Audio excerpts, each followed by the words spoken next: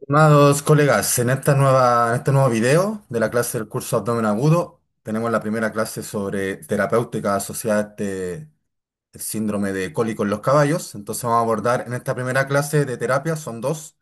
En este video vamos a hablar sobre el control del dolor y conceptos que tienen que ver con la fluidoterapia, sobre todo a campo, en la atención ambulatoria. Entonces, fíjense que durante las clases anteriores ya le hice algunos comentarios respecto a los abordajes terapéuticos en las distintas enfermedades que hemos estudiado, pero aquí lo vamos a englobar y resumir todas las partes que tienen que ver con los diferentes ítems de la terapia que aparecen resumidos o desglosados aquí en el lado izquierdo de la imagen, donde están los diferentes puntos.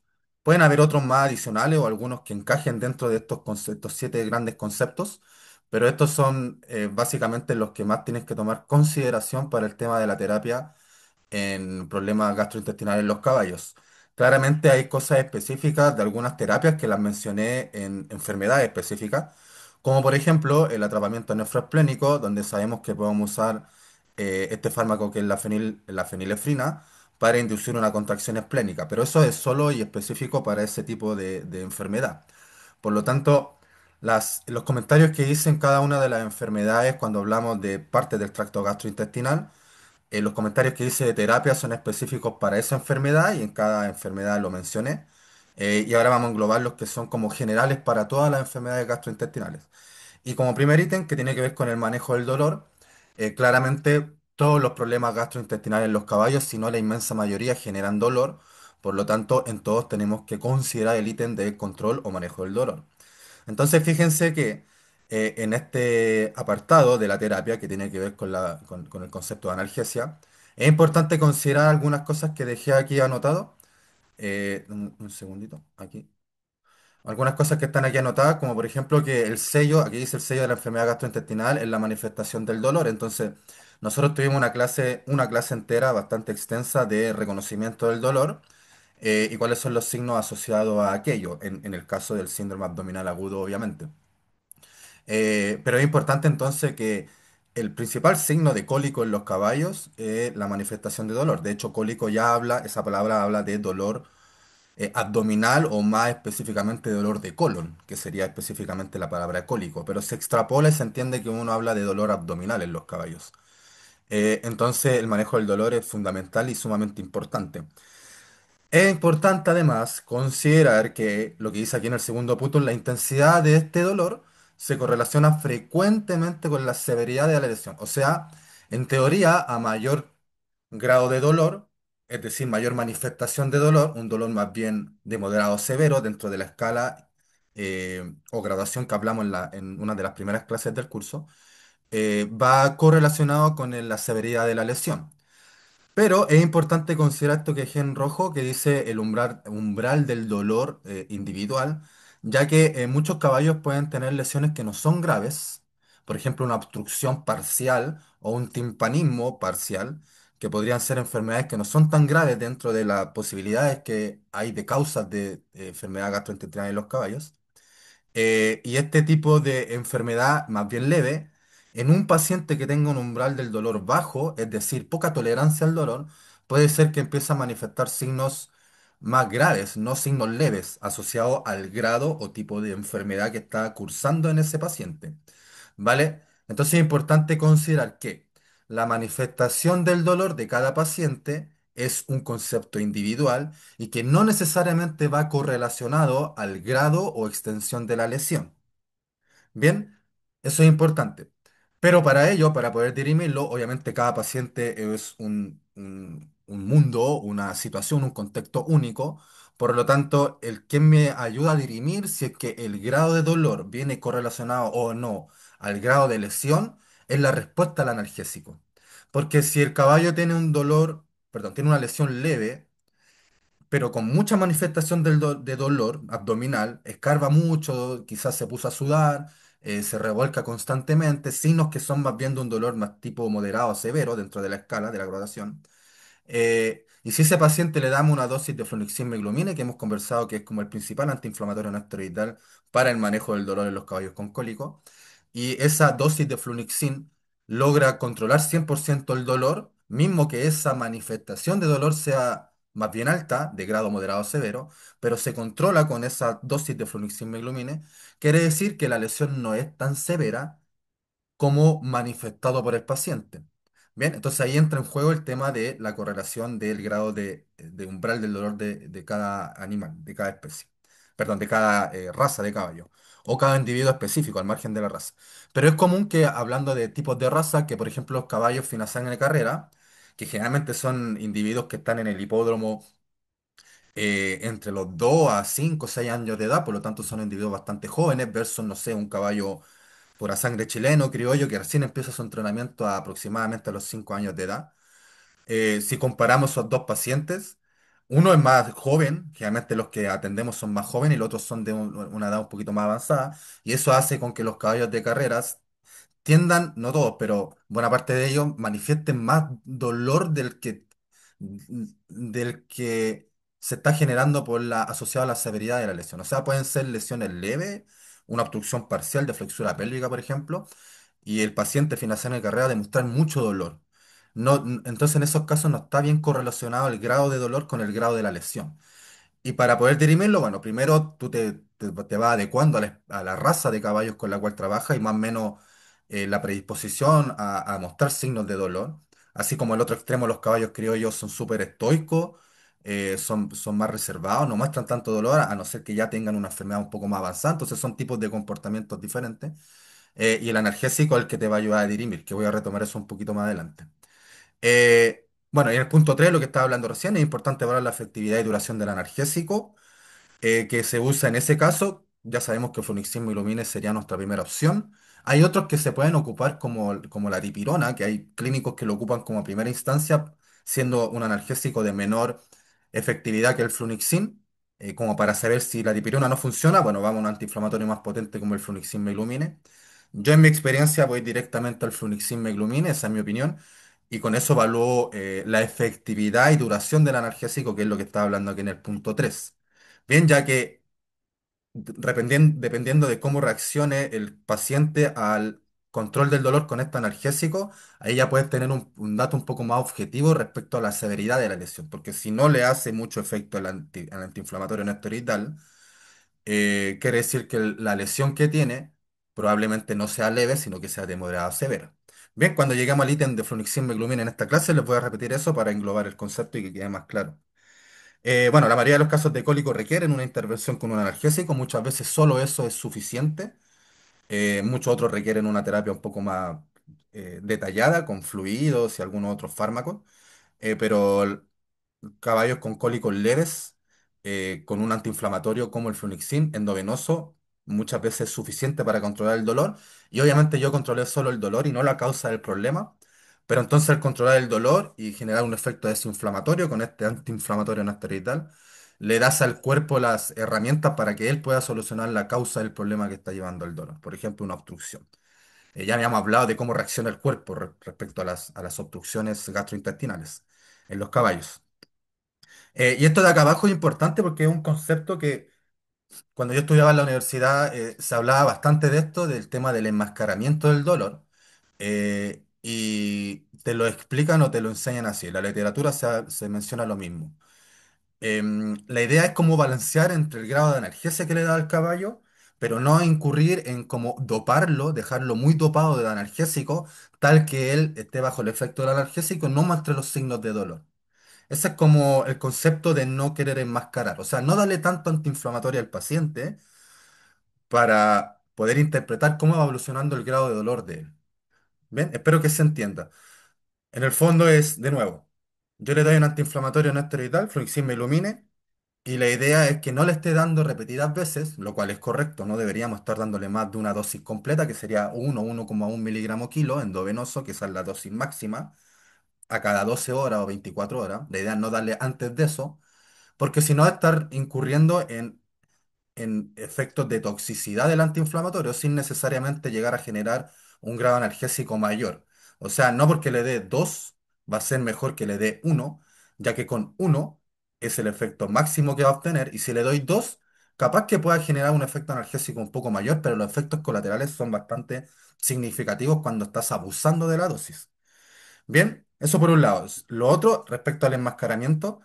es que si yo le doy un antiinflamatorio como el flunixina al caballo con dolor, se le pasa el dolor y la idea es que yo pueda evaluar cómo evoluciona ese dolor sin que esté enmascarado por el efecto del analgésico. Es un concepto, me parece a mí, un poquito, quizás, no sé si poco práctico el concepto, en el sentido de que yo necesito controlar el dolor en el paciente. Y obviamente es necesario por un tema de bienestar animal y por un tema de poder abordarlo de forma adecuada y no peligrosa, o sea, con tensión química. Y la verdad es que yo no tomo mucho en consideración el tema del enmascaramiento porque la evaluación del grado de dolor yo la hago cuando recién veo al paciente, antes de medicarlo, antes de tocarlo, antes de siquiera entrar a la pesebrera. Ahí es cuando evalúo todos los signos asociados a dolor, comportamental, expresión facial, cambios posturales, antes de siquiera tomar la frecuencia cardíaca, por ejemplo. Y ahí me hago una idea del grado de dolor. Luego medico al caballo, veo cuál es la efectividad y no me voy a preocupar cuánto tiempo va a tener efecto el antiinflamatorio, en el sentido de que no me interesa saber si estoy enmascarando o no, porque yo ya sé cuáles eran los signos de dolor del caballo al principio. Entonces yo le doy el antiinflamatorio, hago toda mi terapia de soporte, que es lo que vamos a hablar en esta clase y en la segunda que tenemos de este ítem, y seguramente ahí van a pasar 1, 2, 3 horas de terapia y luego de eso evalúo cómo sigue el paciente, mismo que esté bajo los efectos aún del analgésico. Bien, esa es la idea. Entonces el tema del enmascaramiento es importante considerar para no como eh, tratar al paciente con los ojos cerrados en el sentido de que ya trataste el dolor eh, y si consideramos esto el enmascaramiento no vamos a poder evaluar la evolución del dolor. ¿Ves? Es un concepto, creo yo, un poco confuso de entender la lógica, en mi opinión. Obviamente ustedes pueden tomarlo de otra forma. Pero creo que no es de tanta relevancia el tema de, chuta, no le voy a dar tanto analgésico porque no quiero que él manifieste los signos de dolor. En mi opinión, yo observo los signos de dolor al inicio de la inspección y luego medico al paciente tranquilamente y me quedo con la idea de lo que evaluó al principio en cuanto a grado de dolor. Bien, eso es importante y bueno, vamos a ir englobando ese concepto a medida que avance con la clase también, para que pueda quedar más claro para quienes no puedan entender con esa primera explicación, pero es importante ir analizando esa información para entenderla bien y aplicarlo en la práctica, obviamente. Como cualquier abordaje terapéutico mediado por fármacos, es claro que tienes que tener bien sabido el peso del caballo. Y para ello lo que tenemos en la práctica son estas winchas métricas que se venden comercialmente como winchas para estimar el peso corporal en un caballo, o en bovinos también se ocupan. Hay winchas para cada especie.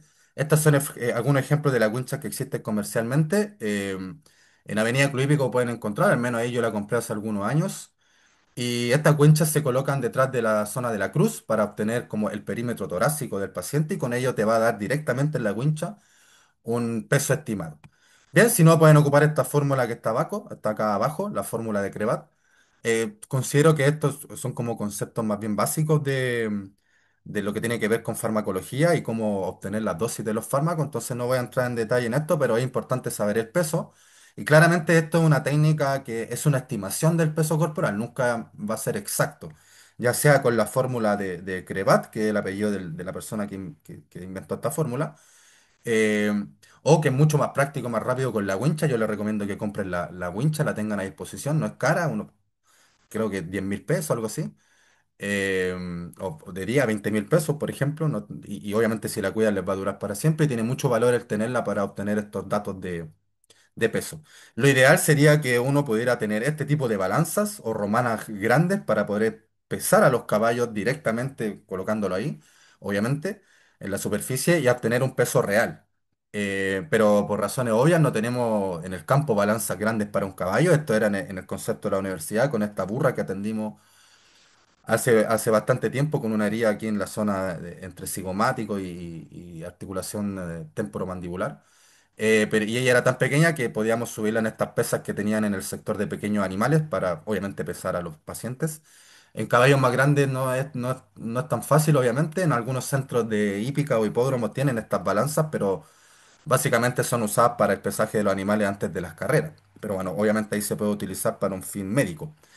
Sería interesante e importante tener esto en un hospital o en la atención ambulatoria, si fuera de alguna forma posible, porque las variaciones del peso corporal son súper importantes. Uno, saber el peso para estimar para calcular dosis de fármaco, pero además, y tan importante como ello, eh, poder monitorizar durante la terapia de un paciente en días cómo va variando el peso asociado a la cantidad de fluidos que tiene en el cuerpo.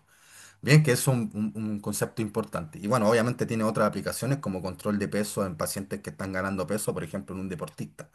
Bien, como en etapas de volumen, de ganar masa muscular para un deporte específico en los caballos, que sería lo ideal, pero clásicamente no se tiene esto a disposición ni siquiera en la mayoría de los hospitales de caballo, al menos que yo conozca acá en el país. Bien, respecto entonces a la evaluación del dolor, para saber con qué nos estamos afrontando en una primera instancia, para saber cuál es el grado de dolor, y ese va a ser nuestra evaluación en el momento o minuto cero, y por lo tanto esa va a ser mi percepción inicial en cuanto a mi evaluación subjetiva del dolor, perdón, y con esa base de inicio, por ejemplo, lo gradué con una escala, no sé, moderada de dolor, o escala número 2 por poner un ejemplo. Voy a someter a mi paciente a un plan analgésico, control del dolor. Voy a esperar los tiempos que se supone que demoran a hacer efecto los fármacos que yo elija usar. Y luego de eso voy a ver cómo varió ese paciente de mi evaluación del dolor en el minuto cero o en la evaluación inicial y cómo ha evolucionado después de 1 a 2 horas que le di el antiinflamatorio y hizo una terapia de soporte, por ejemplo. Entonces, si en el tiempo cero tenía un dolor moderado y 2 horas después tiene un dolor leve o nada de dolor, claramente mi terapia ha sido buena en control del dolor. Pero si en el minuto cero tiene dolor moderado y 2 horas después sigue con dolor moderado, con manifestación de dolor moderado, manifestación como los conceptos que están aquí, que ya los vimos en la primera clase de cólico, entonces no los voy a repetir, ustedes los conocen. En ese caso, si se mantiene el grado de dolor, claramente no estamos siendo eficientes. Y en el peor de los casos, si en el momento cero o en el momento inicial de la evaluación tienen un grado de dolor moderado y 2 horas después sube a severo, claramente no estamos logrando controlar el dolor y el caballo se está descompensando o empeorando en el ítem del grado de la lesión y por lo tanto grado de dolor asociado. Bien, entonces te sirve para monitorizar. Al margen de que en la evaluación inicial, por ejemplo, yo pueda decir que el caballo tiene signos de dolor tipo leve y que tú hagas la evaluación de que el caballo tiene más bien signos de dolor moderado. Bien, yo digo que leve, tú dices que moderado. No necesariamente entramos en una competencia de quién tiene la razón, sino que lo importante es que tú moderado al inicio puedas tenerlo de referencia para monitorizar la evolución de tu terapia analgésica. Eso es mucho más importante que obtener un grado específico del dolor según la manifestación del caballo. Bien, lo más importante es la monitorización del dolor, evaluando los signos que están aquí, cambios posturales, presión facial, comportamental y alteraciones en frecuencias corporales, como la ocultación cardíaca o la frecuencia cardíaca más bien, y el pulso arterial, obviamente. Por eso puse esta foto aquí. Bien, eso es importante. Quédense con ese concepto de la evaluación inicial para compararla con la evolución del grado de dolor durante la terapia. Entonces, una vez que nosotros podemos eh,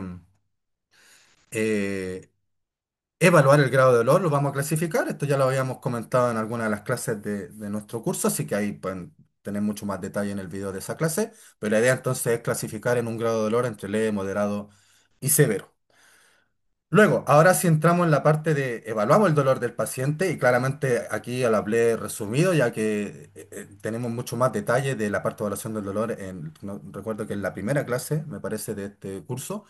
Y luego, entonces vamos, luego de saber cuál es el grado de dolor y la característica del mismo, sin siquiera saber aún cuál es el diagnóstico, obviamente, porque estamos en la fase de evaluación, solo de inspección. Luego vamos a pasar a los métodos que tenemos para poder hacer el control del paciente. Entonces, como primera instancia, si es que es necesario, porque no siempre es necesario, si es necesario tenemos que recurrir a métodos de contención física, aún sin siquiera darle algún antiinflamatorio o algún fármaco al paciente. Digo porque muchas veces los pacientes tienen grados de dolor, sobre todo cuando son de moderado a severo, que el caballo ni siquiera te va a dejar acercarte a él para poder aportar una vena y darle un antiinflamatorio, por ejemplo, el fluoxetine del que clásicamente hemos estado hablando. En esos casos, toma valor estos temas de opciones de contención física. Esta que está acá arriba a la izquierda, voy a correr la cámara un poquito, esta que está acá arriba a la izquierda le dicen hacerle un chino al caballo, en el fondo es un pliegue de piel que se aprieta la piel, mira aquí la persona está con las dos manos, y se logra un efecto de tranquilización similar al efecto que genera el puro, que es esta estructura que está acá. todos lo deben conocer, puro o se conoce como Acial, el nombre técnico. Puro le decimos acá en Chile, en otros países tienen otros nombres, pero sabemos de lo que estamos hablando y el efecto que genera en generar algún grado de compresión en el tejido cutáneo. Bien, que tiene toda una regulación en el sistema nervioso autónomo, estimulando la parte parasimpática y eso va a tener un efecto de relajación o disminuir el comportamiento del paciente.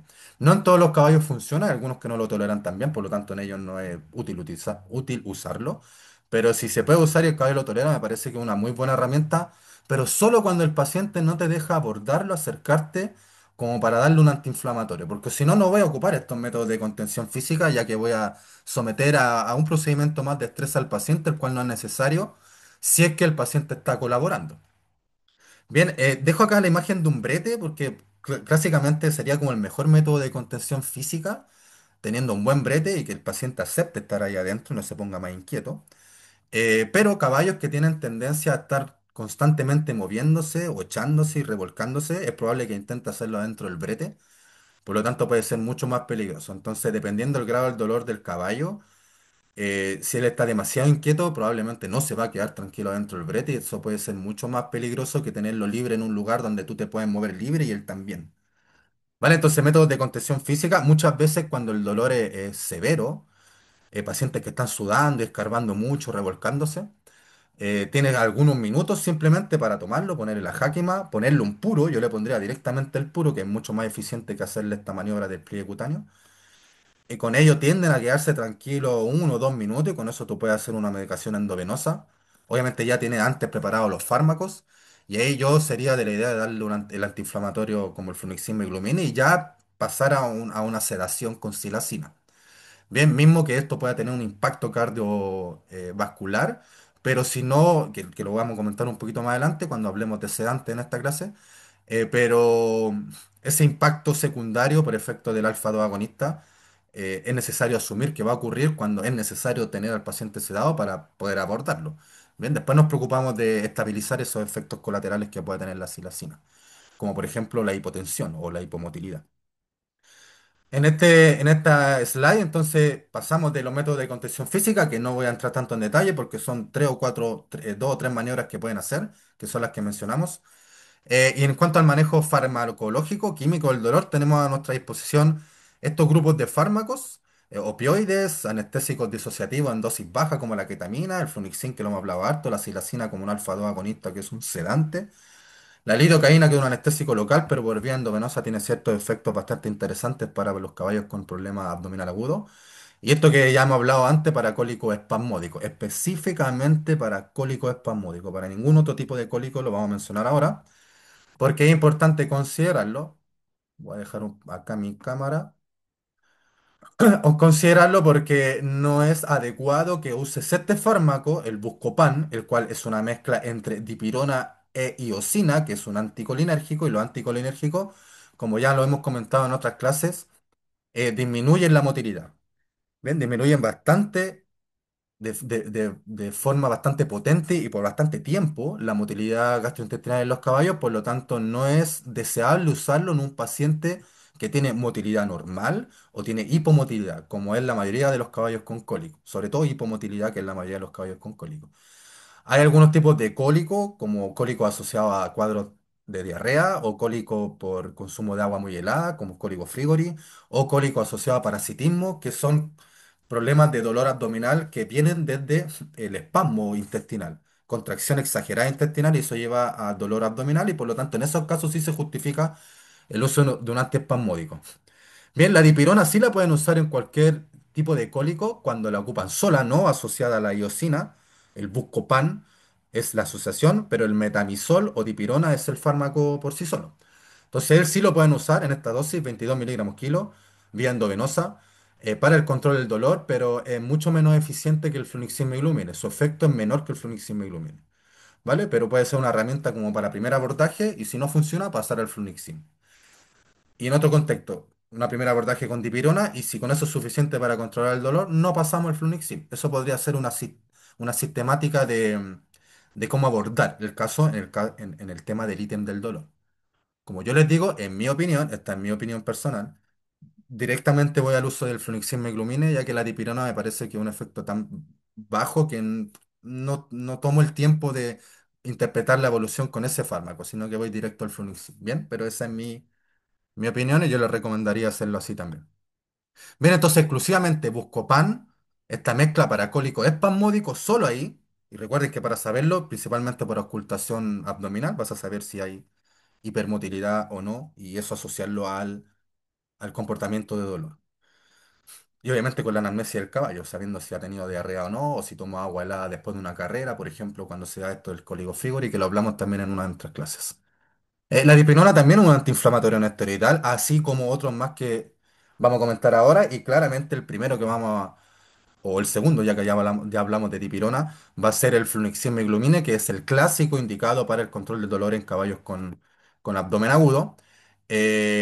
Y en este tipo de pacientes, perdón, con este tipo de fármaco, entonces tienes la opción de ocupar entre este intervalo de dosis de 0,25 a 1,1 miligramo kilo vía endovenosa, que va a ser mucho más rápido el efecto, obviamente, o vía intramuscular, que se va a demorar más, pero también tiene un efecto interesante, solo que demora más tiempo en hacer efecto, obviamente, como cualquier fármaco intramuscular. La dosis puntualmente que va a ocupar entre este intervalo de dosis, puedes elegirla según tu experiencia, evaluando grado de dolor y enfermedades gastrointestinales en los caballos. ¿Por qué?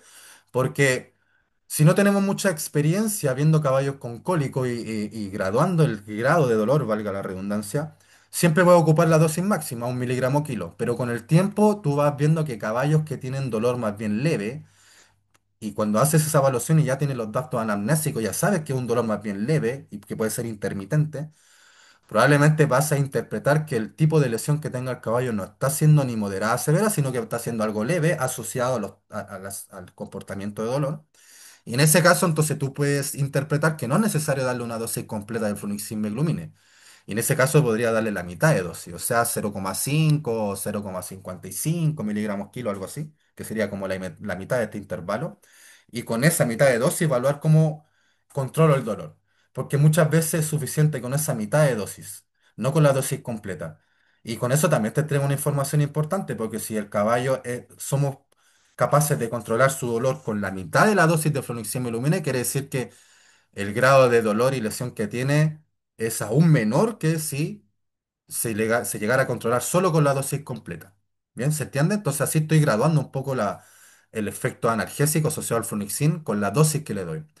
Pero cuando no tienen mucha experiencia al principio y pueden dudar si es que va a ser eficiente darle la mitad de la dosis solamente, y ocupa la dosis completa y tampoco va a tener problemas de efectos colaterales, siempre que lleguen hasta máximo 1,1. ¿Ves? Generalmente yo ocupo uno máximo, pero en la literatura se escribe hasta 1,1 miligramos kilo, ¿ves? 0,1 miligramo kilo más que tendrá también su efecto, obviamente. Mismo que sea poca cantidad dentro del intervalo de la dosis.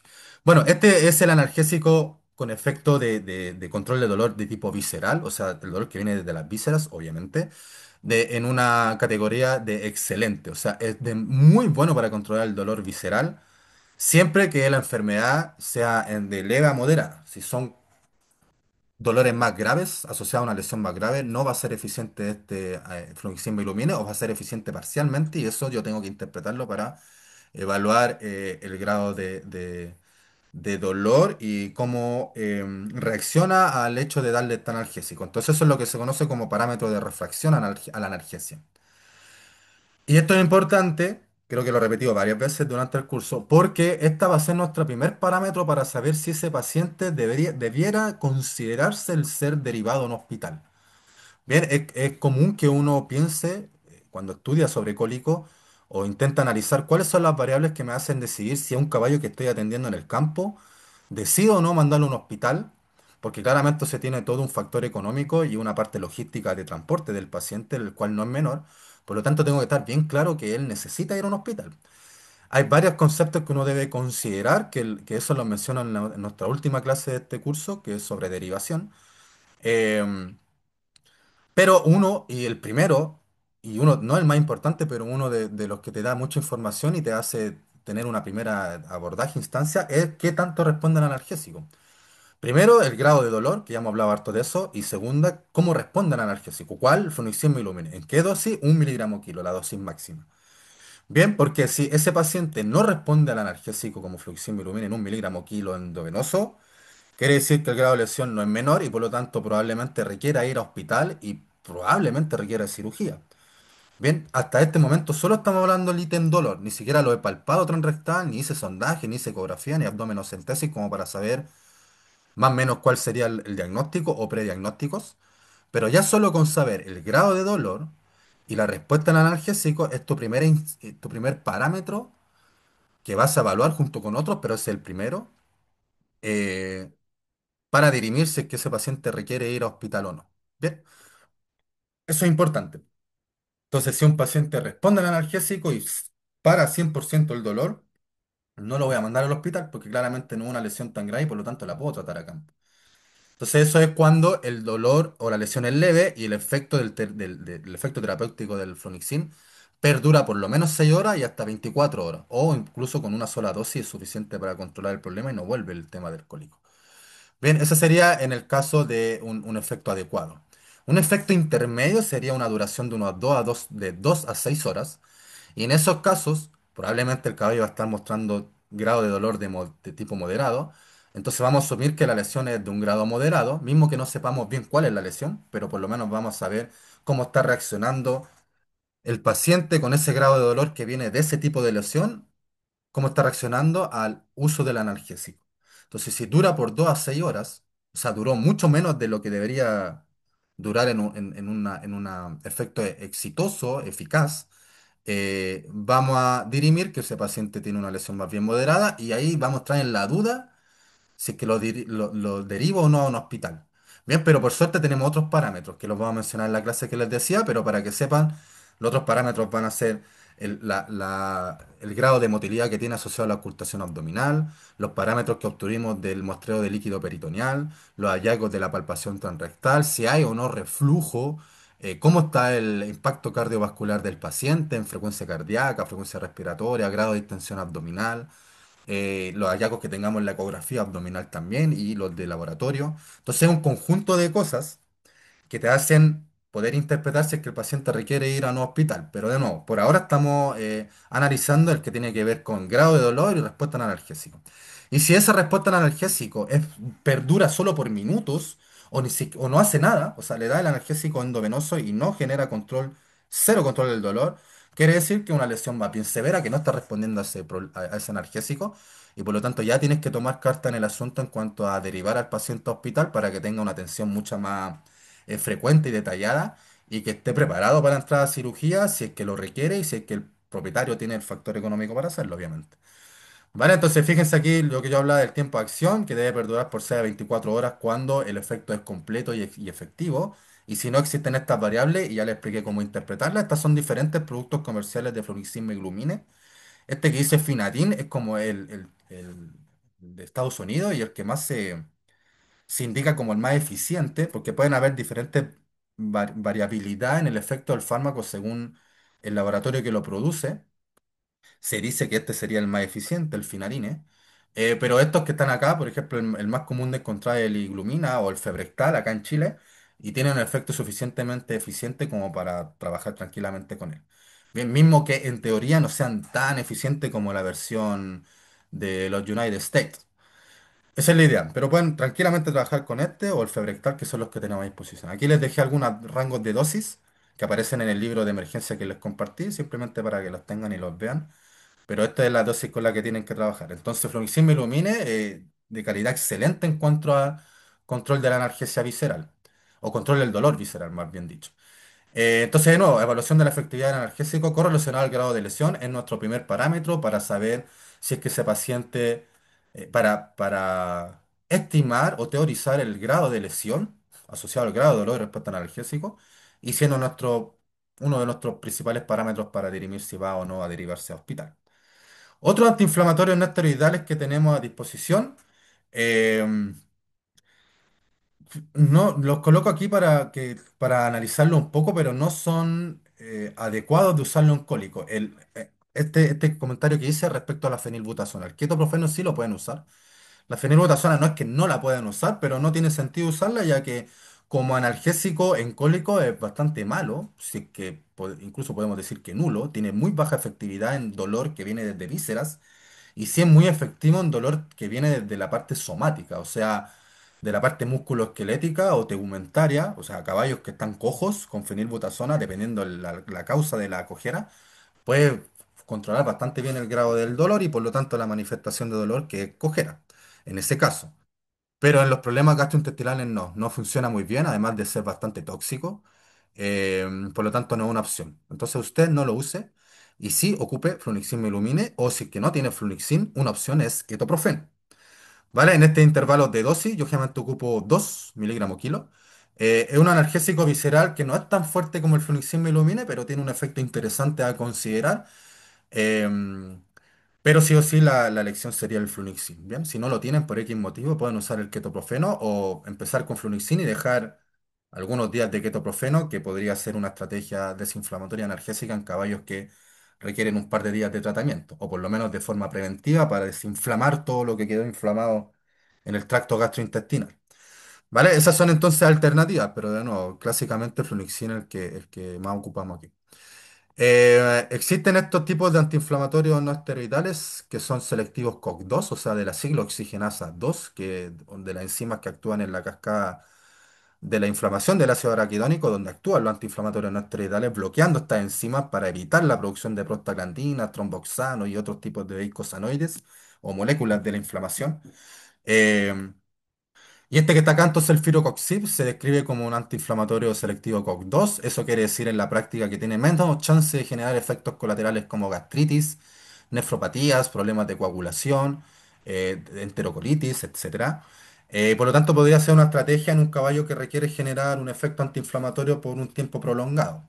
En un caballo que estuvo con cólico por diarrea o que tuvo cólico por enteritis proximal, que recuerden que es un proceso inflamatorio infeccioso importante y que puede perdurar por varios días. Entonces, si es que tienen a favor la vía oral, siempre que no haya reflujo o hipomotilidad, se puede usar este Firocoxib. Digo ello porque en Chile tenemos esta presentación, el Previcox, que son comprimidos para perros, caninos, pero también se puede usar en caballo y funciona bastante bien, pero es por vía oral. Entonces tienes que tener a disposición la vía oral para usar este fármaco y este lo ocuparíamos después de unos primeros días con fluniximab y Lumine, si es que queremos mantener una terapia desinflamatoria por 20 a 30 días.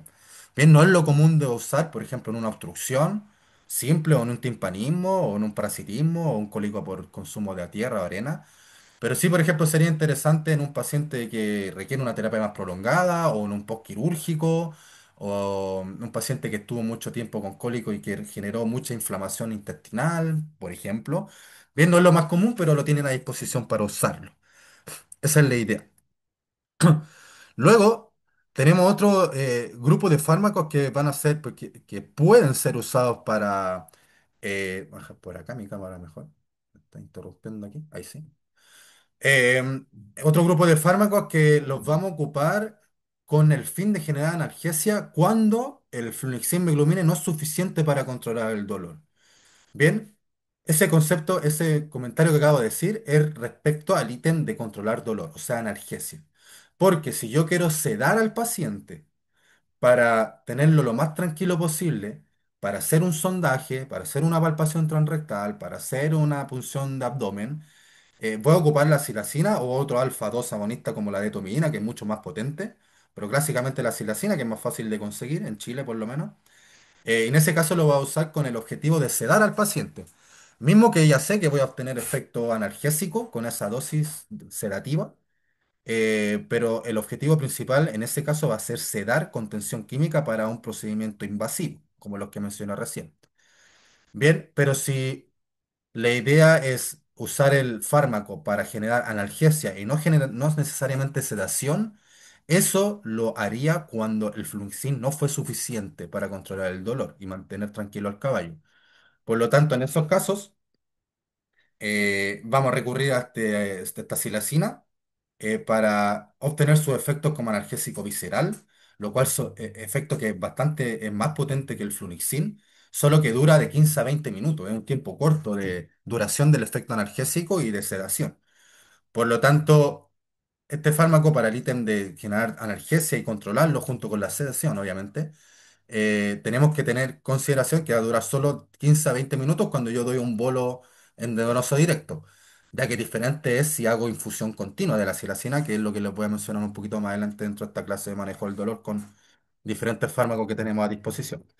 Bien, entonces fíjense que la silacina, en este intervalo de dosis, generalmente usamos dosis para control del dolor o sedación, no llegamos a 1 mg/kg, que es la dosis más alta, no es necesario tanto, la mayoría de las veces, a no ser que el grado de dolor sea muy alto. Pero generalmente tocamos 0,5, 0,4, 0,6 mg/kg vía endovenosa para sedar y analgesia visceral. Pero de nuevo, si yo requiero mantener al caballo con infusión continua de silacina y otros fármacos para controlar el dolor, quiere decir que el fluoxetino no fue suficiente para controlar el dolor y tuve que pasar a un nivel mayor de uso de fármacos con potencial analgésico para dejar a ese paciente tranquilo mientras hago mi terapia de soporte, mi estabilización, mis maniobras de diagnóstico, como sondaje, palpación, abdominocentesis, ecografía, o mientras estoy esperando para que el paciente se transporte y o entre a cirugía. Bien, ese es el concepto. Entonces son fármacos que tenemos a disposición para un grado de control del dolor mayor que un antiinflamatorio no esteroidal, pero en este caso por poco periodo de tiempo. Bien, es importante considerar los efectos indeseables o adversos que se van a manifestar inmediatamente después de darle el fármaco y que son dosis dependientes. Mayor dosis, más efectos colaterales. Ya vamos a mencionar cuáles son esos efectos colaterales a continuación. Bien, entonces podría usar una dosis de 0,5, por ejemplo. Por ejemplo, un caballo con cólico le doy 1 mg/kg de fluniximab glumine. Inmediatamente le doy 0,5 mg/kg de silacina para dejarlo sedado y hacer un sondaje y una palpación, por ejemplo. O le di fluoximab y glumine y le di la misma cantidad de silacina, pero no necesariamente para hacer las maniobras de invasivas, sino que para generar un control del dolor mayor. En las dos instancias le di la misma dosis, pero mi objetivo es un poco diferente, aunque los efectos en el caballo son los mismos porque le estoy dando la misma dosis. Bien, pero en uno estoy pensando más para contenerlo, con el efecto sedación, y el otro más como analgésico para darle un complemento al antiinflamatorio no esteroidal. Bien, espero que eso sea claro, ya que puedan ocuparlo con estos dos tipos de objetivos terapéuticos. Ahí vamos viendo ejemplos un poquito más adelante, sobre todo en el tema de la infusión continua, que es ahí donde toma más valor el uso de analgésicos para mantener al caballo sedado y con analgesia durante X periodo de tiempo mientras hacemos algunas maniobras o esperamos para transporte o esperamos para cirugía, como había dicho antes. Bueno, estos son los intervalos de dosis de la etomidina, también un analgésico visceral súper potente, tanto como la silacina, o mayor aún más potente. Es un sedante más potente que la silacina, solo que es más difícil de encontrar, es más caro y también perdura un poco más de tiempo, 20 a 25 minutos según la literatura versus 15 a 20 minutos de la silacina. Clásicamente usamos silacina, pero más bien por la logística de encontrar la detomidina. Bien, por lo menos acá en Chile. Ahí están las dosis que pueden ocupar. De nuevo, mismo concepto, no es necesario ocupar dosis tan altas. Recuerden que estos fármacos también generan hipomotilidad. Mira, voy a volver en un momento más, vuelvo a la diapo anterior, pero los alfa-2 agonistas generan hipomotilidad, entonces si yo le doy la dosis más alta, que dijimos aquí, 0,08 mg/kg de deto o 1 mg/kg de sila, claro, voy a tener un efecto sedante súper potente, pero también más efectos colaterales. ¿Cuáles? Hipomotilidad, por ejemplo, que es todo lo que no quiero generar en un paciente con cólico, pero también hipotensión o bradicardia. ¿Bien? Esto de bradipnea o distrés respiratorio, generalmente en pacientes que están con fiebre. He visto solo un caso de paciente con fiebre que lo seda si empieza con distrés respiratorio, pero el efecto pasa en unos 5 a 10 minutos. ¿Ven? No es tan común que ocurra, pero puede ocurrir. Por eso puse esto aquí, distrés respiratorio. Bien, entonces esos son los fármacos que tienen a disposición en cuanto a sedantes. Hay otros sedantes como la dexmedetomidina, que es la que puse aquí, pero no tiene un efecto tan interesante, por lo menos en los caballos, como la detomidina o la silacina. Por lo menos las veces que lo he podido ocupar para el ítem de sedación, no tuvo un efecto tan interesante versus los otros fármacos. Y para el ítem de analgesia es lo mismo. Entonces, generalmente este lo usamos para infusión continua en procesos de anestesia general de mezcla endovenosa con inhalatoria, que eso se conoce como PIVA, anestesia venosa parcial, intravenosa parcial. Y en esos casos hacemos infusión continua de este fármaco, pero en ese contexto, ¿no? Obviamente no para la práctica ambulatoria diaria de sedar o ítem analgesia. Y este que es el nombre comercial, el Pasifor, que es la acepromacina, Este es un fenotiazínico, que lo dejé acá, mira, fenotiazínicos. Poner la cámara por aquí, fenotiazínico. Es un tranquilizante. Su efecto como contención química no es tan potente cuanto la silacina. Generalmente cuando lo usamos asociado a silacina. Pero en los caballos con cólico eh, no está indicado usarlo porque genera hipotensión por bastante tiempo. Por lo tanto, un caballo con cólico probablemente tenga algún grado de deshidratación y generar hipotensión puede aún más potenciar los efectos deletéreos de no tener buena circulación de fluido en el cuerpo. Y además que no genera analgesia. Y no es tan bueno como tranquilizante, como un ítem de contención química. Por lo tanto, no tiene mucho sentido usarlo. A no ser que sea para el ítem de estímulo de la motilidad, lo cual vamos a hablar en la segunda clase de terapia. Y hay algunas indicaciones de usar acepromacina, pero con efectos bien específicos biomoleculares asociados a la promoción de la motilidad. Bien, pero dejando de lado para ese ítem, que también hay otros fármacos que puede usar para generar proquinesis o estímulo a la motilidad. La Acepro o Pasifor está contraindicado en los pacientes con cólicos, sobre todo por el tema de hipotensión y que no da analgesia y un tranquilizante más bien débil. Bien, entonces eso respecto a los sedantes, que es otro grupo de fármacos que tenemos. En esta clase de terapia claramente no hablo de farmacocinética ni farmacodinámica ni las características de cada fármaco, sino que la aplicabilidad práctica en los caballos con cólicos es el foco. Por eso no entro más en detalle en la parte más bien farmacológica propiamente tal de cada fármaco. Bueno, sedantes y anestésicos, en este caso no es un sedante, es un anestésico general, que es la ketamina de estos antagonistas a los receptores NMDA, sí, NMDA, está bien. Y en el fondo el efecto que generan es una disociación del sistema límbico, o sea, una disociación del paciente, de la conciencia del paciente y su relación con el medio externo. Eso en cuanto al ítem de anestesia general, el principal fármaco que ocupamos para anestesia general en los caballos a campo hoy en día superando el uso de tiopental o propofol u otros, pero en dosis bajas tiene un interesante potencial analgésico tanto visceral como somático. De hecho, este es uno de los fármacos que se ocupa clásicamente en el dolor, por ejemplo, caballos quemados, con quemaduras, junto con morfina u otro opioide y tienen bastante buen efecto. Y eso hace entender que también tiene un efecto de analgesia somática. A veces lo usamos en caballos con laminitis o caballos con otro tipo de problema ortopédico importante. Y también tiene efecto analgésico visceral. Entonces también nos sirven los caballos con cólico. Mira que dice analgesia somática y visceral. Solo que son dosis bajas. Si uno piensa en la dosis de anestesia general, va en el producto que accedemos en Chile de ketamina, como por ejemplo el Ketostop, que es un nombre comercial del laboratorio de Track Pharma. La dosis para los que tenemos, la presentación que tenemos en Chile va de 2 a 2,5 miligramos kilo endovenoso. Eso para un efecto de anestesia general.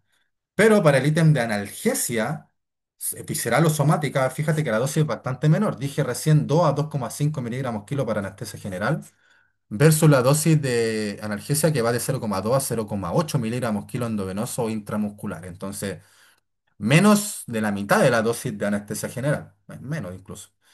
Em, Dosis tan baja como 0,2 ya genera un efecto importante de analgesia y también puede generar efectos colaterales que es importante conocerlos y tratar de evitarlos, que les voy a comentar a continuación.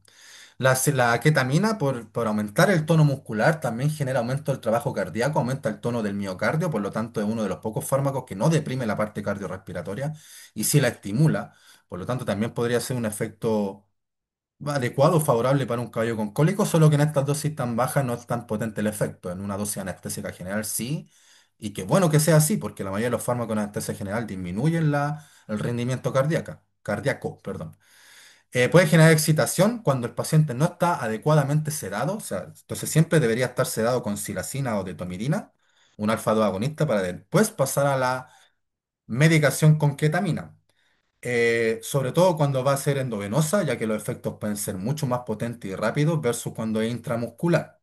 ¿Cuáles son esos efectos? Les voy a mostrar ahora un video.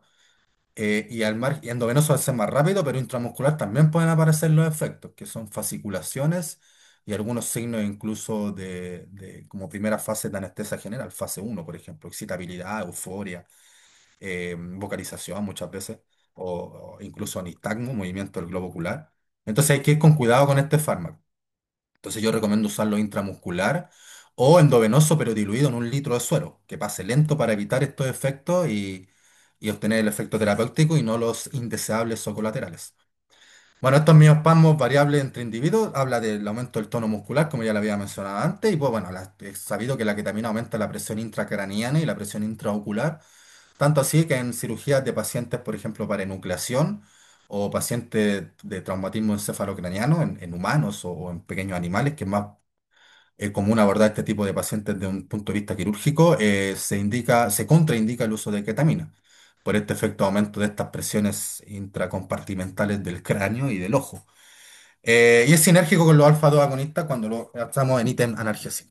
Entonces, fíjense que, bueno, aquí están los efectos de los alfa-2 agonistas versus los fenotiacínicos, los efectos indeseables versus los efectos deseables o los adecuados, los que quiero lograr, bien, para que los conozcan y se los aprendan. Y respecto... Ah, bueno, ahí me devolví. Entonces, hablando de la ketamina, sus efectos colaterales, fíjense en este video. Este caballo lo usamos hace ya bastantes años para unos prácticos de los cursos que hacemos de anestesia general. En este caso era el ítem de sedación a tasa continua para procedimientos de estación. Fíjense que ya está con un catéter. El caballo estaba relativamente sedado y le dimos una dosis de 0,2 miligramos kilo, no, perdón, 0,4 miligramos kilo intramuscular y uno, si mal no recuerdo, 2 minutos después empezó con esto que son fasciculaciones. Esos temblores musculares y ahí empezamos con la sedación a tasa continua.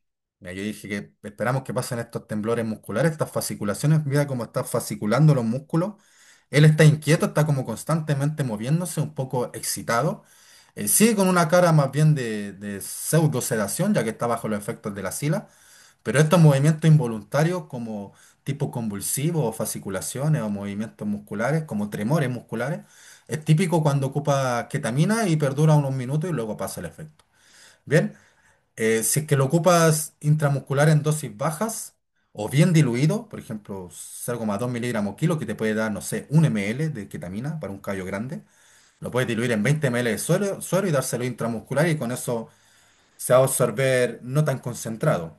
O bueno, endovenoso diluido en 1 litro de suero y ahí también va a pasar más lento. Bien, pero estos efectos comúnmente aparecen. Es importante que los conozcan y no es un problema grave. Entonces, luego de usar esta ketamina, por ejemplo, intramuscular, el paciente ya está sedado, ahí podríamos, por ejemplo, pasar a una infusión continua de silequeta o silacina, ketamina, lidocaína, que voy a hablar de la lido un poquito más adelante, y ahí mantener la infusión continua, que también les voy a explicar cómo lo hacemos ahora en unas diapos más adelante. Bien, entonces tenemos a nuestra disposición la ketamina, fármaco anestésico general, pero con efecto analgésico también, y que yo lo he ocupado muchas veces en pacientes con cólico de grado moderado severo en infusión continua y tiene un efecto súper interesante. Lo que no logras generar de control del dolor con el fluixin meglumine, con esta mezcla de fármacos lo logras bastante bien. Así como hay un grupo menor de caballos, no son tantos por suerte, pero existen, caballos que tienen lesiones más bien severas, que no responden a la infusión continua de silequeta, siendo que son analgésicos importantes también. ¿Vale? En esos casos o en otros que son de grado moderado, pero que tenemos a disposición los opioides, podemos también asociar un opioide, como los que voy a mencionar ahora. Volviendo, cerrando el tema anterior, si recuerdan que creo en esta clase tengo una diapo de aquello, pero les mostré en la clase de problemas estrangulativos de colon mayor, el caso de un caballo con torsión de colon mayor, uno árabe, y en él lo tuvimos con infusión continua de silaqueta y lido, y con ello no era suficiente para mantenerlo tranquilo y solo lo logramos contener hasta que le dimos una dosis de morfina intramuscular. Bien, les comenté el caso en la clase de colon mayor y ahora les voy a repetir, mostrarles un video al respecto. Bien, pero entonces otros tipos de opioides, morfina es un opioide obviamente, pero otros opioides que podemos tener más fácilmente a poder conseguir en el mercado en Chile. Bueno, el tramador que se vende comercialmente en cualquier lugar, como este de acá, Triamcol, o en formato ampollas. El butorfanol, no hay licencia para la venta, pero se vende, bueno, por mercado negro actualmente en Chile, entonces lo pueden conseguir así. Son fármacos que dentro de la categoría como opioides, deben saber ustedes que los opioides son como los fármacos de mayor potencia en el mundo para control del dolor, pero no están exentos de efectos adversos, como la hipomotilidad, o la disminución en la frecuencia del bosteo, de defecación, que habla de hipomotilidad, como dice acá abajo. Entonces, si puedes evitar darle estos opioides, si no es necesario para el grado de dolor o contención del dolor, entonces es mejor no dárselo asociado a este ítem de hipomotilidad, o darle dosis muy bajas, que con dosis bajas podría ser suficiente para controlar el dolor. Entonces el butorfanol tiene en este intervalo de dosis de 0,01 a 0,1 miligramo kilo endovenoso. Siempre se ocupa asociado a un sedante como la silacina o la detomidina. Tiene que estar sedado al caballo, si no hay mayor chance de que genere efectos de excitabilidad, al igual que con la ketamina, que hice el comentario hace poco. Entonces generalmente usamos deto y butorfanol o sila y butor. Puede generar excitabilidad, como les dije, para evitar eso tiene que estar sedado ante el paciente. Perdón. O caballos que tienen mucho dolor, tú le das este fármaco y logras controlar el dolor y no se excitan, pero en el concepto de que tengan demasiado dolor. Pero es mejor evitar ese chance de que genere no excitabilidad para evitar problemas o peligros con el caballo cuando él está excitado, por movimientos erráticos principalmente, que pueden ser peligrosos para él y para el clínico que lo esté abordando. Bueno, lo vamos a restringir su uso para casos donde el control fue parcial, el control del dolor fue parcial con antiinflamatorios no esteroidales y probablemente cuando la silacina o ketamina no están siendo suficientes, o simplemente tú le vas a dar sila y butorfanol directamente después de haber dado el flunixin mil lumines. Dijiste, flunixin no fue suficiente para controlar el dolor, bueno, tengo butorfanol y sila, le voy a dar una dosis de sila, lo cedo, luego le doy el butorfanol para evitar la excitabilidad, y esa sería mi estrategia. Otra persona podría tener como estrategia el diflunixin, no fue suficiente, ahora lo voy a sedar, lo dejo sedado, le doy un bolo de ketamina y hasta ahí llego. Otra persona podría hacer eso y pasar a la infusión continua. Todo depende de tu experiencia clínica, de los fármacos que tenga a disposición y obviamente el comportamiento del paciente. Bien, son diferentes estrategias. No es una receta de cocina. Tú debes elegir cuál usar según disposición, logística, factor económico y el factor más importante, el grado de dolor y la respuesta a los fármacos que estás usando en el paciente. Tiene poco impacto cardiorrespiratorio, entonces ese no es un problema, no genera hipomotilidad, perdón, no genera hipotensión, ni bradicardia, ni problemas respiratorios propiamente tal, pero sí genera hipomotilidad, lo cual es importante y queremos evitar. El tramadol, que es otro ejemplo de opiáceo, que sería como un opioide sintético, no es de la misma familia de los opioides como el butorfanol o la morfina o la petidina, y cada uno actúa de forma diferente en diferentes receptores, siendo todos opioides.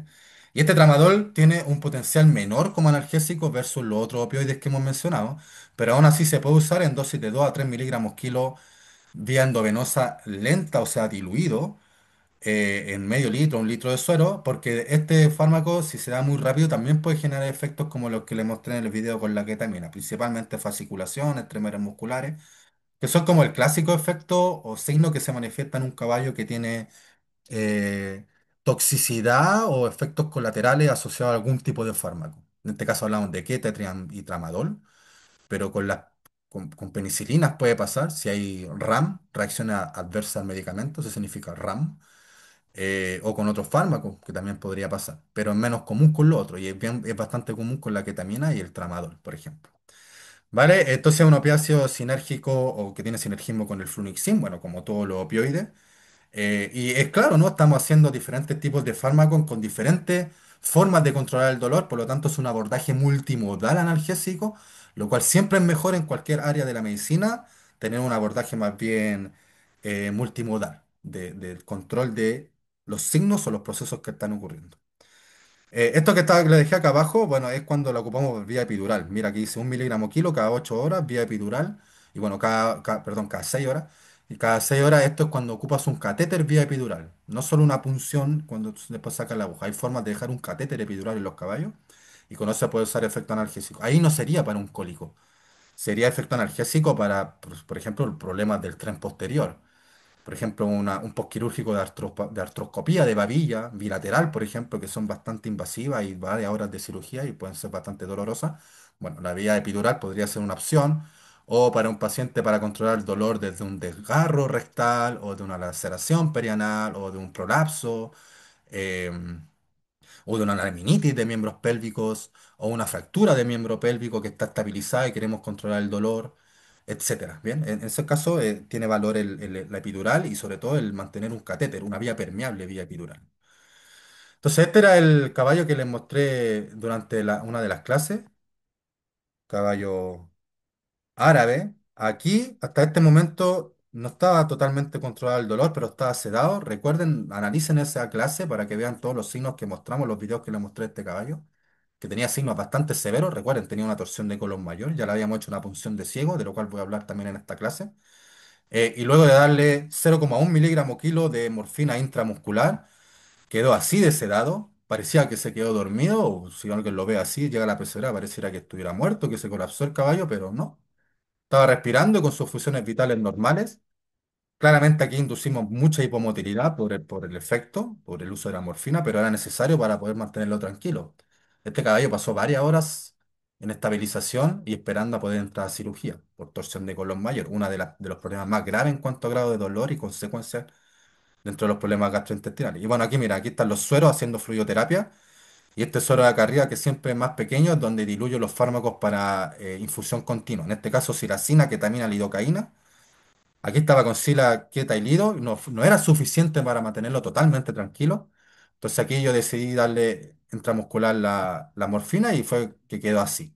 Siendo que ya tenía la infusión continua de sila, queta y lido. Bien, que se las voy a mencionar ahora cómo la hacemos ahora a continuación. En esto asociamos la morfina y bueno, con ello fue solo con ello llegamos a controlar el dolor en este paciente. Pero no es común que tengan morfina para usar a disposición. Bien, no es tan común que puedas tenerla, puedas comprar. Bien, entonces, opioides, que son otra herramienta para el uso del control del dolor, no son todos los opioides que pueden usar. Les mencioné tres, y entre ellos el que más comúnmente podría llegar a tener el tramadol, pero no es el más potente. Luego el butorfanol es relativamente más fácil de conseguir versus y la morfina costaría más tener a disposición. Bien, a no ser que, bueno, tengan contacto desde medicina humana, pero bueno, todo eso lo mencionamos aquí, pero claramente entra dentro del mercado negro, no es legal. Y pasando a otro tipo de fármacos que serían anestésicos locales, específicamente la lidocaína. Esto que vamos a mencionar ahora del uso de la lidocaína por vía endovenosa como un representante anestésico local es para la lidocaína, no está estudiado que yo sepa para la mepivacaína o la bupivacaína, por lo tanto solo la lido la que vamos a usar por vía endovenosa. Y estas son las dosis que tienes que ocupar. Bueno, aquí está el intervalo de dosis, pero lo que hacemos es esto. Este sí o sí deberías usarla en infusión continua o, o darle un bolo de 1,5 miligramos kilo diluido en 500 ml o un litro de suero en un tiempo de por lo menos, ojalá 20 a 30 minutos, porque si no va a generar efectos adversos. Eh, y tendrías que darle este bolo a cada 47 minutos. Bien, porque está estudiado que por el profesor Valverde, que es un anestesista, Alex Valverde, un anestesista capo, me parece, no sé si es de Canadá o de otro país, pero bueno, él hace varios años hizo el estudio del efecto de la lidocaína en caballos y demostró que dura 47 minutos, 48, 46 minutos, puede haber una variabilidad ahí, pero es el tiempo promedio. Por lo tanto, no tiene mucho sentido darle un bolo cada 2 horas, cada 3 horas, cada 4 horas, ya que va a durar solo este tiempo el efecto terapéutico.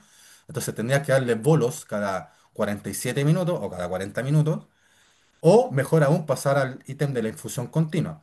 Para ello, le damos un bolo de 1,5 miligramos kilo endovenoso diluido en medio litro de suero en 20 minutos.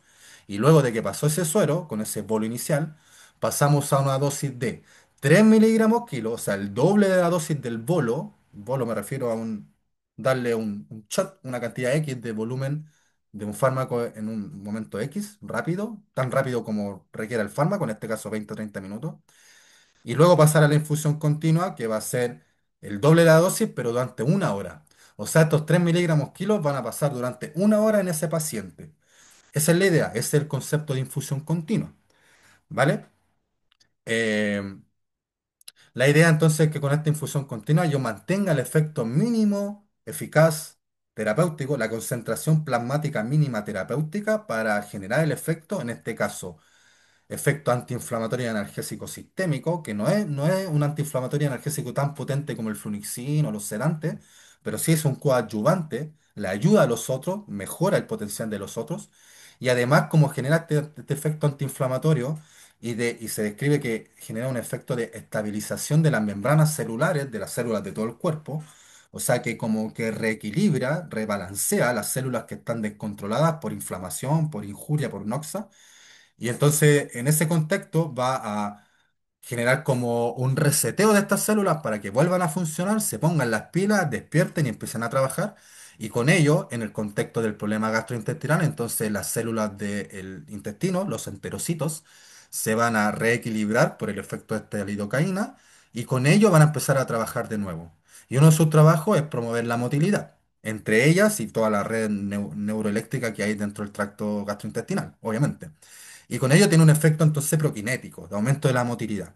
Y lo explico así porque es importante entender que este fármaco no es un prokinético clásico. Su efecto no es generar aumento de la motilidad. Lo hace, según estudios, de forma indirecta por este efecto de estabilización de membrana, antiinflamatorio y analgésico. Bien, pero no es un prokinético directamente como la metoclopramida o como la cisaprida o como la neostigmina, que las voy a mencionar en nuestra siguiente clase, que es sobre promoción de motilidad. Pero sí es bastante interesante y común que los clínicos ocupen esta lidocaína vía endovenosa para este efecto de promover motilidad. Y no solo para ello, sino que potencia el efecto de los otros fármacos, como había mencionado. Bien, entonces este concepto de infusión continua para quien recién está empezando en esto de la práctica clínica, ya sea con caballo o otra especie, a veces es un poquito más difícil de entender o engancharse, pero no es nada complejo y vamos a intentar desglosarlo y explicarlo a continuación. Entonces, fíjate que esto lo hice hace tiempo cuando empezamos a buscar, o yo empecé a buscar información en la literatura respecto a cómo poder controlar mejor el dolor en estos pacientes que no respondían bien al fluniximab glumine o una dosis puntual de silacina o duraba muy poco tiempo. Recuerden que dura 15 a 20 minutos, por lo tanto es poco tiempo para mantener controlado al paciente en el grado, en el ítem de dolor. Y fuimos recopilando información y con ello hay varios estudios que hoy en día ya hablan de esto directamente, que es la infusión continua para el control del dolor en caso de lesiones con accidente vascular intestinal. O sea, caballos con problemas tipo torsión, estrangulación o compresiones de pared intestinal por una obstrucción muy severa.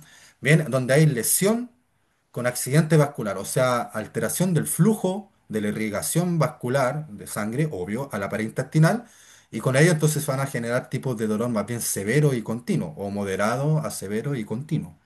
Entonces es el contexto del paciente que no reacciona a un analgésico clásico como el Flunixin, y por lo tanto tenemos que hacer medicación con otros tipos de fármacos como los que mencioné hasta ahora, pero en infusión continua.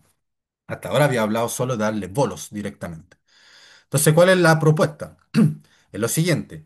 Primero vamos a dar una dosis de carga, ¿bien? Para cargar el cuerpo con una X cantidad del fármaco, en este caso una X cantidad de sila, una X cantidad de ketamina y una X cantidad de lidocaína, para aumentar la concentración plasmática de este fármaco en el cuerpo de este paciente y a llegar a una concentración plasmática que tenga un efecto terapéutico que es el que quiero lograr, en este caso control del dolor, y con ello eh, elevar la concentración plasmática y luego mantener esa concentración plasmática en una franja terapéutica, en un intervalo terapéutico, con el método de la infusión continua.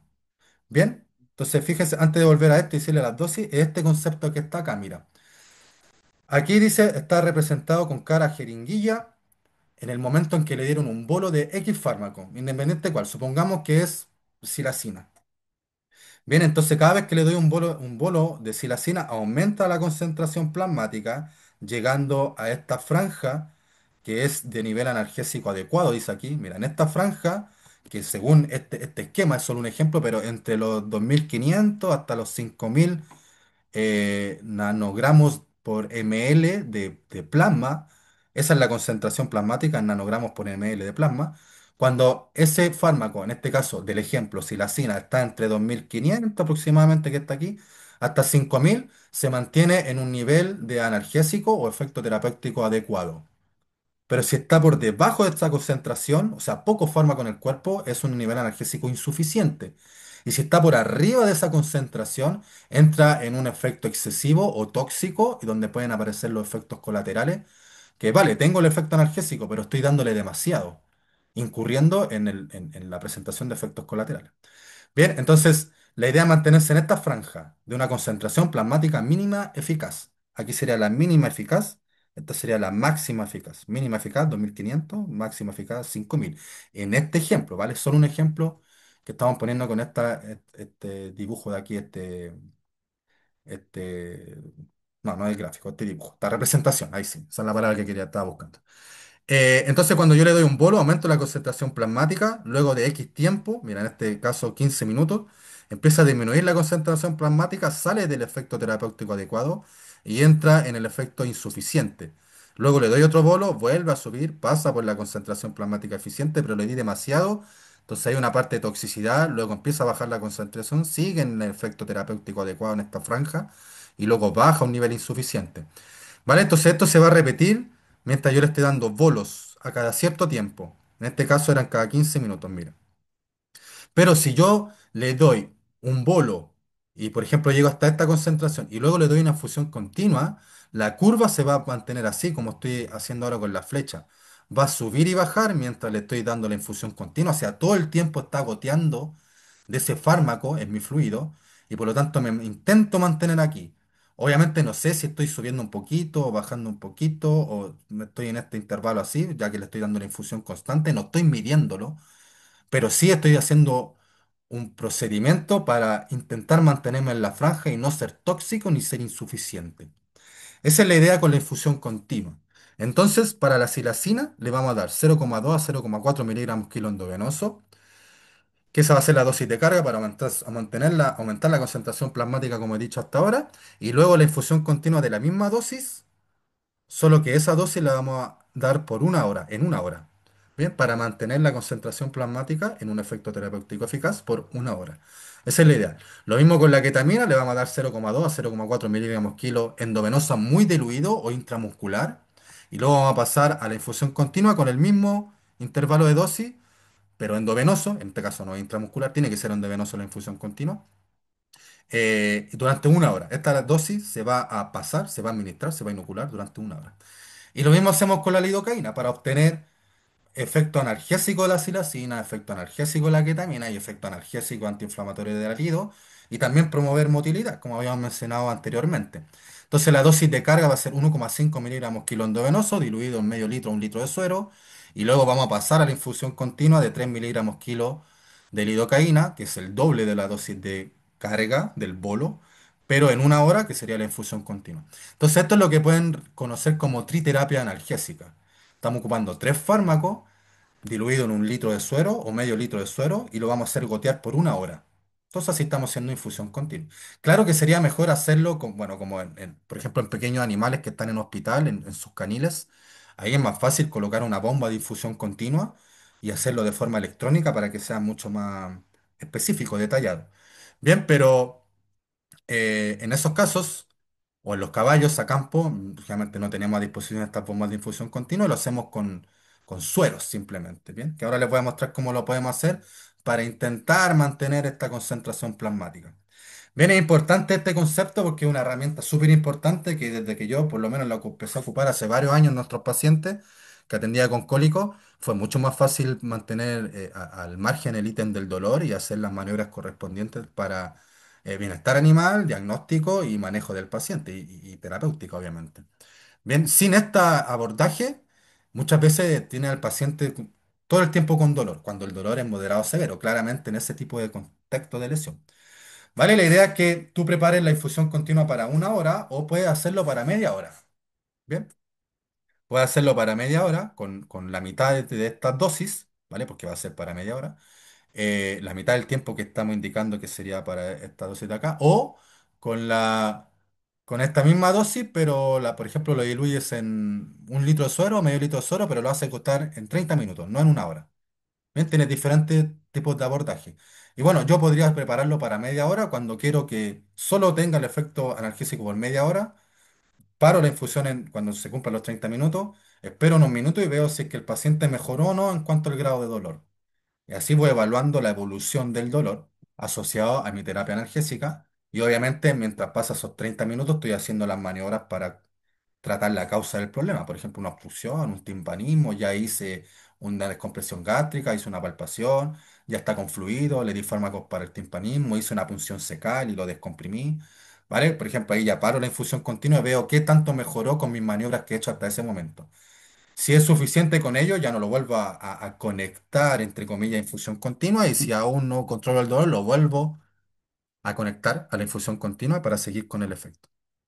Entonces es importante ir reevaluando constantemente la condición del dolor, a cada media hora o cada una hora, disminuyendo la infusión continua o parándola y ver cómo reacciona el caballo. Bien, entonces esto tiene que ser una terapia dinámica. Y dinámica quiere decir que voy evaluando constantemente durante la evolución y el monitoreo de la terapia. em, y que voy a ir ajustando las dosis de los fármacos, aumentando, disminuyendo, según cómo evaluando el comportamiento del paciente a esta infusión continua que le estamos dando. ¿Vale? Eso es importante para así ir siendo, como dice aquí, terapia dinámica y que no pasen 2, 3 horas con esta misma infusión, siendo que a lo mejor en la primera hora ya controlaste el 50% del dolor y por lo tanto en la segunda hora de infusión continua puedes disminuir las dosis y con ello haces menos dependiente el caballo de estos fármacos para control del dolor. Tienes un parámetro más objetivo de evaluación del dolor con menos cantidad de analgésicos circulando en el paciente, gastas menos, obviamente, y incurres en menos chances de efectos colaterales, porque es estudiado y demostrado que por infusión continua los efectos colaterales de los fármacos bajan notoriamente, la bradicardia, la hipomotilidad, la hipotensión, el aumento de la presión intracraneana con la ketamina o la fasciculación y espasmos con la lido, por ejemplo. em, o incluso problemas tipo taquicardia, que puede ocurrir también con la lidocaína, aunque no es común, pero podría ocurrir, o con la ketamina, siendo que aumenta mucho el trabajo cardíaco. Bien, entonces tienen menos efectos adversos. Entonces tiene que ser bien dinámico, ir evaluando cada media hora, una hora, cómo va evolucionando el paciente que fue conectado a esta infusión continua.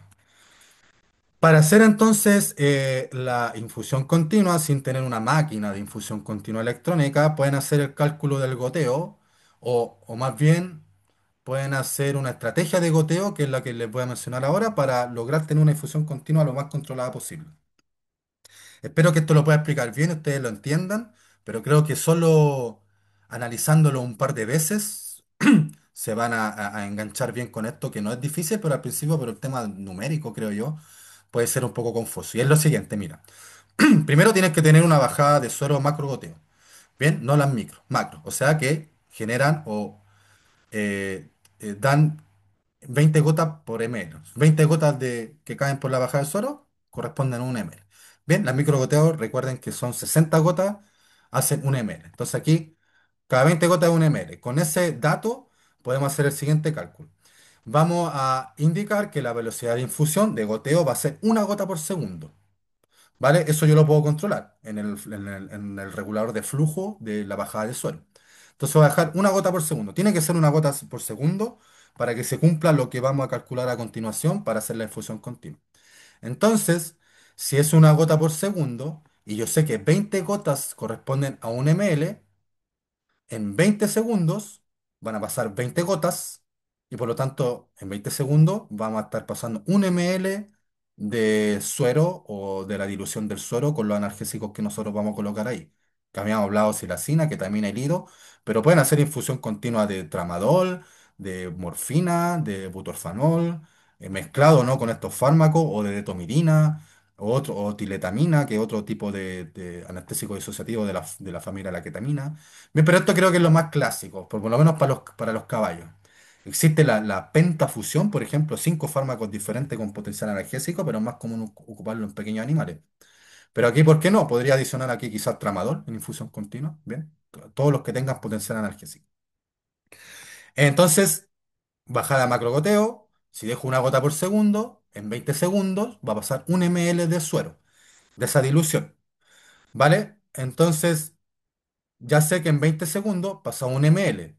Por lo tanto, en 60 segundos, que va a ser 3 veces esto, van a pasar 3 ml. Y 60 segundos, obviamente, es un minuto. Entonces, con este cálculo ya sé que en un minuto pasan 3 ml. ¿Bien? Por lo tanto, esto simplemente multiplicar. En 60 minutos, o sea, una hora, van a pasar 180 ml. Si en un minuto pasaban 3, en 60 van a pasar 180 ml. Bien, así de simple. 3 por 60 me va a dar 180 y esta es la cantidad de fluido que voy a dar en una hora con una bajada de macro goteo si respeto la velocidad de infusión de una gota por segundo. Entonces aquí estoy haciendo infusión continua. Una gota por segundo va a ir infundiéndose continuamente. ¿Qué tan continuo? Cada un segundo. ¿Qué cantidad? Una gota. Y es lo mismo que decir que en una hora van a pasar 180 ml con este cálculo que hicimos recién. ¿Vale? Esa es la idea. Entonces, ya sabiendo que con esta lógica, con esta sistemática, puedo dar 180 ml en una hora, esos 180 ml van a ser mi volumen total de lo que quiero dar durante una hora para la infusión continua, como lo habíamos descrito acá. Entonces, esos 180 ml tienen que ser de suero y de los fármacos que le voy a dar. Entonces, por ejemplo, para un callo de 500 ml, de 500 kilos, perdón, si yo doy una dosis de 0,6 miligramos kilo de silacina al 10%, son 3 ml. Ahora, si calculo la queta a una dosis de 0,4 miligramos kilo, son 12 ml. La ketamina también viene al 10%. Y la lidocaína que viene al 2%, si le doy una dosis de 3 miligramos kilo, estos son, cada uno es para una hora, infusión continua. Para un callo de 500 kilos me va a dar 75 ml, un volumen alto. Entonces fíjate que 75 ml de lido más 2 de queta y 3 de sila suman 80 ml. 75 más 2 más 3 son 80 ml. ¿Vale? Y dijimos que necesito 180 ml para que con una gota por segundo esto pase en una hora. Y ya tengo 80 que son de los fármacos. Por lo tanto, si esos 100, perdón, 80 ml de medicación le agrego 100 ml de suero, que no tienen fármaco, obviamente es solo suero, obtengo un volumen total de 180 ml entre suero y los tres fármacos. Y si lo hago gotear una gota por segundo, en una bajada macro goteo, esta dilución va a pasar en una hora. Entonces así tienes infusión continua de silaquetalido diluida en 100 ml de suero, en este caso, para este ejemplo, que te va a servir para una hora de infusión continua. Entonces en este caso no necesitas una bomba de infusión electrónica, ya que tienes esto a favor. Bien, esa es la idea. Un comentario importante es que para que se cumpla una gota por segundo, el paciente tiene que estar con la cabeza arriba, no puede estar con la cabeza abajo comiendo en el suelo, por lo tanto tiene que estar amarrado en una argolla.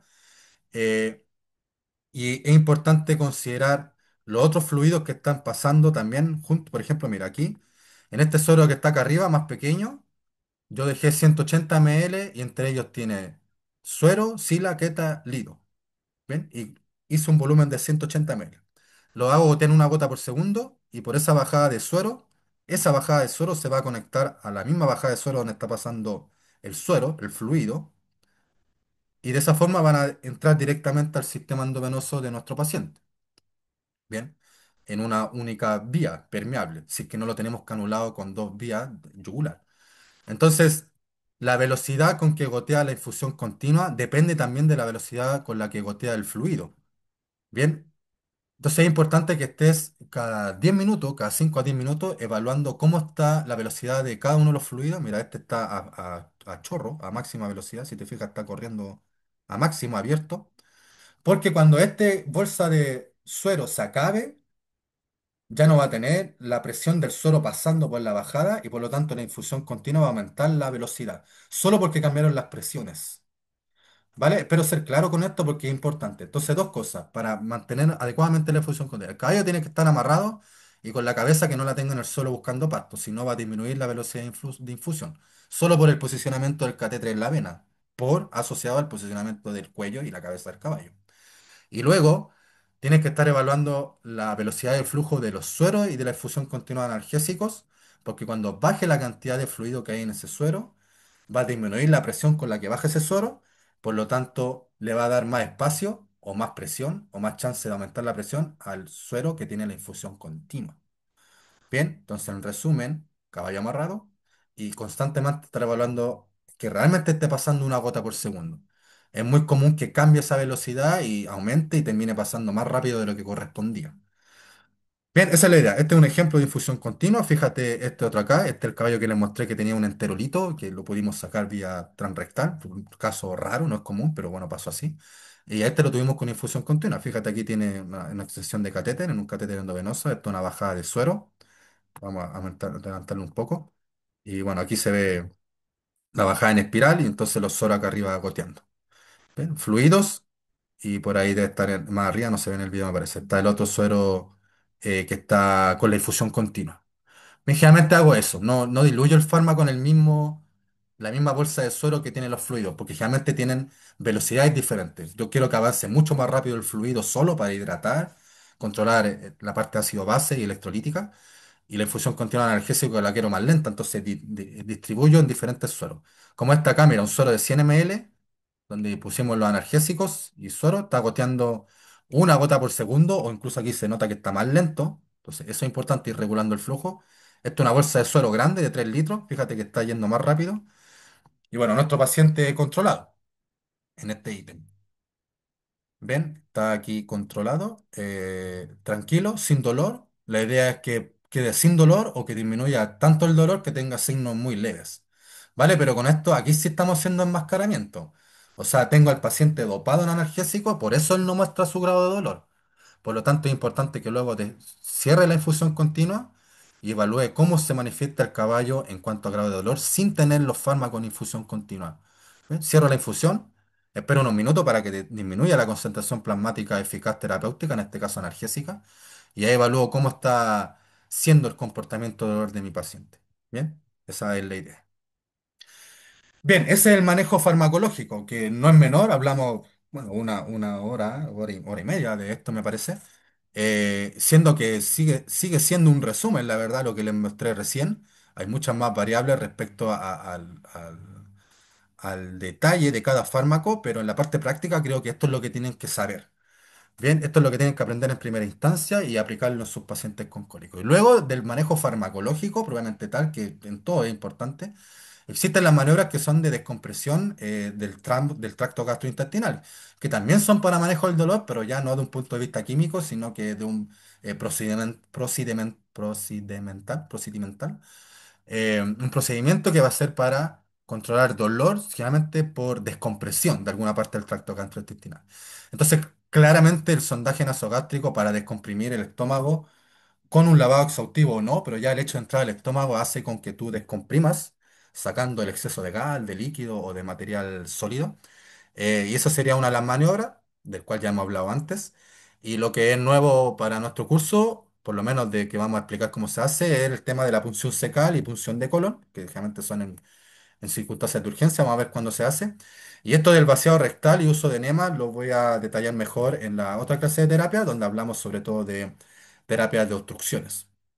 Bien, entonces de esto no voy a volver a hablar todo lo que tiene relación con el lavado gástrico y el sondaje, porque tuvimos una clase extensa de aquello. Eh, pero entonces sí es importante descomprimir el estómago. Recuerden que la ruptura gástrica es un proceso que puede ocurrir relativamente frecuente y la dilatación gástrica genera mucho dolor. Entonces, para evitar la ruptura y manejar el dolor en todos los casos, es importante sondear, llegar al estómago, evaluarlo, descomprimirlo y luego de descomprimido, si es que estaba comprimido, si es que estaba distendido y con mucha presión, evaluar cómo evoluciona el ítem dolor. Bien, hasta ese momento seguramente el paciente ya está medicado con flunixin meglumine, con una dosis de celacina como sedante y analgésico. Luego vamos al sondaje, descomprimimos el estómago y volvemos a evaluar el grado de dolor. Bien, no voy a explicar más porque tenemos la clase que ya vimos sobre sondaje nasogástrico.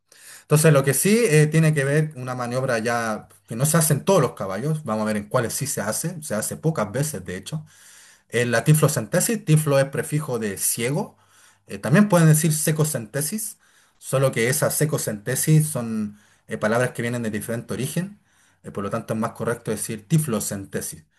De hecho, si recuerdan en otra clase creo que lo comenté, cuando uno habla de inflamación del ciego no dice sequitis, dice tiflitis, que se ocupa ese tipo de prefijo. Bien, pero se entiende entonces que es punción secal.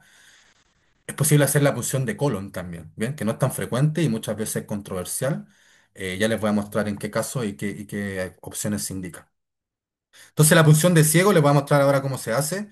Simplemente es en casos donde hay una moderada, severa distensión. Ahí está una técnica específica que tiene que ser estéril y de una logística para saber que estás sacando gas constantemente y saber cuándo ya paró de salir gas también.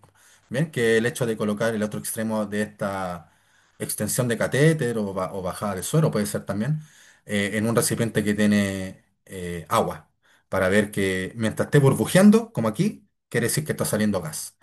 Vale, entonces la idea va a ser con un catéter específico, vamos a mencionar a continuación, como aparece en este dibujo de acá, pasar la pared abdominal del lado derecho, ya que vamos a abordar el ciego, pasar la capa peritoneal de la pared, ¿bien? El peritoneo parietal, que está asociado o adherido a la pared interna del abdomen del lado derecho, y pasar todo el grosor de la pared del ciego, desde la serosa más externa, pasando por la muscular, submucosa y mucosa, y llegar al lumen del ciego en la zona de la fosa paralumbar derecha, o sea que estamos abordando la zona de la base secal, y con ello extraer el gas que está en exceso.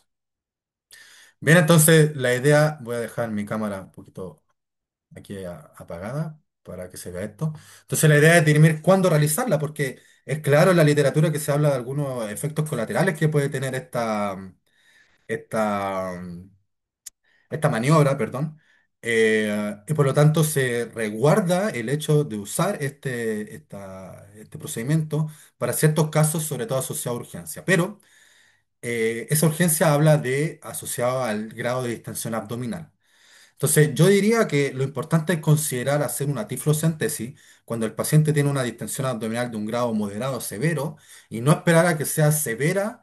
Y cuando es severa, además de la severa distensión del perímetro abdominal, vas a tener un paciente que está con distrés respiratorio, tendencia a la cianosis, em, posición ortopneica muchas veces, o sea, los miembros torácicos hacia adelante y los miembros pélvicos hacia atrás para aumentar la cavidad relativamente, aumentar relativamente la cavidad, el espacio de la cavidad torácica, por lo tanto tener más espacio para el espacio pulmonar en cada respiración.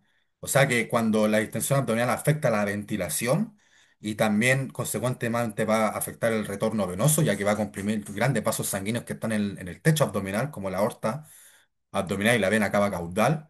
Por lo tanto, va a alterar la perfusión sanguínea arterial y el retorno venoso de la salida de todos los desechos y metabolitos desde las diferentes partes del tramo o de la cavidad abdominal. Entonces va a tener dos impactos, cardíaco, hemodinámico y respiratorio. Pero la idea no es esperar a que ocurran esos tipos de signos para pensar en la tiflocentesis, sino que hacerlo antes.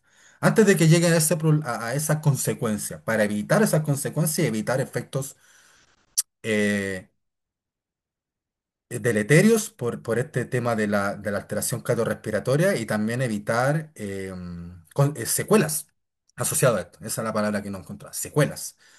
Bien, entonces tiene que ser antes de que llegue a esa severidad, esa urgencia. Entonces, cuando realizarla va a ser cuando haya distensión abdominal de moderada a severa, eso lo vemos por la inspección, y eso asociado o eh, apoyado conjuntamente con la ocultación y percusión abdominal para saber que hay acúmulo de gas, ¿bien?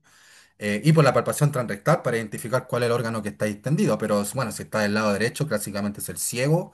Si está del lado izquierdo, es el colon mayor. Pero del lado derecho también podría ser ciego y colon mayor cuando el colon mayor se desitúa. ¿Recuerdan esa enfermedad? Entonces podría ser eso también.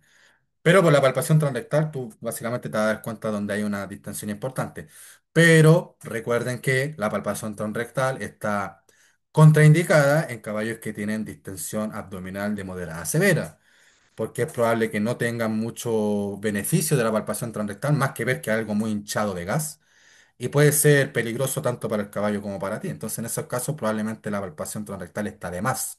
Cuando ya ves este grado de distensión en la inspección, ¿vale? ¿Por qué hay que realizarla? Bueno, creo que lo describí ahora recién, la mayoría de las cosas, pero si no está escrito aquí, este pauteo, miren que es para control del dolor por descompresión intraluminal, mejora de la microcirculación tisular local, o sea, cuando ya comprimo saco lo que está en exceso dentro del lumen del intestino, eso que está en exceso deja de comprimir la pared por la parte interna, la pared intestinal, y así se descomprimen también los vasos sanguíneos, los nervios, los vasos linfáticos que transcurren por esa pared intestinal. Por lo tanto, mejora la microcirculación de esa zona del intestino. Disminución de la presión intraabdominal, claramente al disminuir la presión intraluminal, intravíscera. Y con ello, al disminuir esta presión intraabdominal, mejora la ventilación, va a mejorar el retorno venoso por descomprimir los grandes vasos sanguíneos que había mencionado, que pueden estar comprimidos, presionados por estas vísceras con aumento de volumen importante por el timpanismo. Y bueno, restablecer la motilidad gastrointestinal. Recuerden que la distensión severa y el dolor asociado son importantes factores para disminuir la motilidad gastrointestinal en el caballo.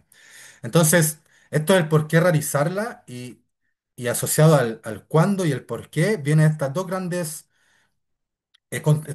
contextos. Que una va a ser una estrategia de terapia conservativa.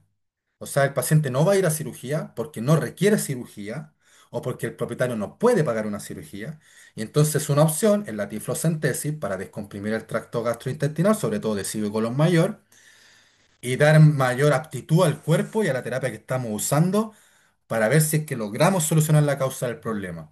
Muchas veces si no se soluciona la causa del problema, obviamente se va a volver a timpanizar y una segunda punción secal ya no tiene tanto sentido ya que no estamos logrando controlar la causa. Entonces probablemente ese paciente no vamos a lograr controlar la causa con un abordaje terapéutico conservativo y si requiere cirugía y si no, infelizmente ya está siendo un indicio de que no va a funcionar y que la eutanasia sería una opción. Bien, entonces considerar la causa es importante para saber si es que la tiflocentesis va a ser eficiente para darle más chance a que el cuerpo actúe con la terapia que estamos ocupando y solucionar la causa del problema. Y en otro extremo serían pacientes que van a ir a cirugía, los cuales igual quiero descomprimir antes de que pasen por el proceso anestésico, porque voy a hacer que mejore todo esto cuando descomprimo por una tiflocentesis. Por lo tanto, el manejo ventilatorio y cardiovascular va a ser más amigable para el anestesista. Las maniobras de esterilización visceral van a ser más amigables para el cirujano, ya que no va a haber tanta distensión abdominal, tanta distensión intestinal y por lo tanto compresión dentro del abdomen. Eh, Menor dolor para el paciente, por lo tanto mayor eficiencia de los fármacos que se ocupan para la anestesia general. Eh, y además de eso, no, con eso estamos bien. Además, el hecho de que el paciente en la anestesia general está en decúbito dorsal y eso aumenta aún más la compresión del diafragma y por lo tanto el parénquima pulmonar. eh, y por consecuencia, si no hay distensión intestinal severa, ese efecto va a ser menor y bueno, de nuevo entramos en el mismo concepto de mejorar la ventilación y el retorno venoso. Bien, entonces esos son los por qué y cuándo realizarlo. Claramente, el problema principal que lleva a la distensión abdominal, como en este caballo que está aquí a la izquierda, es el timpanismo secal o timpanismo secal y colónico. Entonces, es importante considerar cuál es la víscera que está distendida y por lo tanto enfocarse en ella. La inmensa mayoría de las veces uno se enfoca en el ciego, hacer descompresión del ciego y consecuentemente se termina descomprimiendo el colon mayor mientras avanza el gas por el colon mayor hasta salir, hasta llegar a colon menor y salir. Siempre que se trate la causa del problema, si la obstrucción está en la flexura pélvica y se acumuló gas en el ciego, yo saco el gas del ciego, pero sigue la obstrucción en la flexura pélvica. Y en una hora posterior a la descompresión va a volver a timpanizarse porque sigue la obstrucción ahí presente, por lo tanto la microbiota sigue fermentando el pasto que está ahí, el alimento, y sigue produciendo gas en exceso. Bien, entonces en esos casos, si es que el colon mayor también es foco, una opción es también hacer punción del colon mayor, solo que generalmente puede ser aún más peligroso por lo que voy a comentar a continuación. Entonces aquí están los pasos los pasos y procedimientos para la síntesis de ciego y o de colon. Entonces yo los desglosé aquí, los dejo aquí como un resumen para que lo puedan ver ustedes. Y aquí están los materiales que tienen que usar, que tienen que tener a disposición para hacerlo lo siguiente. No, voy a explicarlo de acá, los materiales están, creo que no es necesario explicarlo, pero sí la técnica propiamente tal. Entonces, primero una adecuada contención del paciente física y o química con fármacos. Determinar la zona de la punción y eso lo vamos a hacer por inspección, calcultación, percusión y bueno, palpación directa de la zona, no palpación transrectal, sino que palpación de la zona donde queremos hacer la pulsión. Bien, entonces vamos a determinar bien la zona. Clásicamente es la fosa paralumbar derecha para tener acceso a la base del ciego, como sería en esta región. Bien, pero bueno, tenemos que hacer la palpación y estar seguros de que el problema es distensión por gas. Y la percusión toma un valor importante ahí. Ocultar y percutir alrededor y sentir este sonido como de gas, algo metálico. Claramente te va a dar luces importantes de que ese es el lugar de la distensión. ¿Vale? Pero si es la fosa paralumbar derecha que está ahí en todo el flanco derecho y en la fosa paralumbar donde vas a abordar, claramente está en la zona de la base del ciego y ya con eso es bastante indicatorio. No tienes que como que buscar mucho más la zona exacta de punción. Sí es necesario determinar bien la zona de punción cuando vas a abordar el colon mayor. Generalmente eso se hace por el lado izquierdo o hay una indicación de hacerlo transrectal. Yo nunca lo he hecho, pero les voy a mostrar el estudio que habla de aquello. Luego de determinar la zona hay que rasurar, tricotomía y una buena antisepsia quirúrgica como ya hemos comentado en otras clases y vimos en la práctica del curso. Se coloca anestesia local, lidocaína, bupi o mepivacaína, unos 3 a 5 ml en el espacio subcutáneo, en la zona donde voy a entrar con la aguja. Y la zona donde voy a entrar con la aguja es la que dirimí asociada a dónde voy a hacer la zona de la punción. Bien, y eso asociado a los hallazgos de la inspección, auscultación y percusión, como ya dijimos. Luego de inocular la anestesia local, tienes que esperar unos 2 a 3 minutos para que haga el efecto. Realmente en un minuto ya es suficiente, pero es mejor esperar unos 2 a 3. Y en ese tiempo que esperas, vuelve a hacer una maniobra de antisepsia quirúrgica con clorexidina, luego suero y luego alcohol.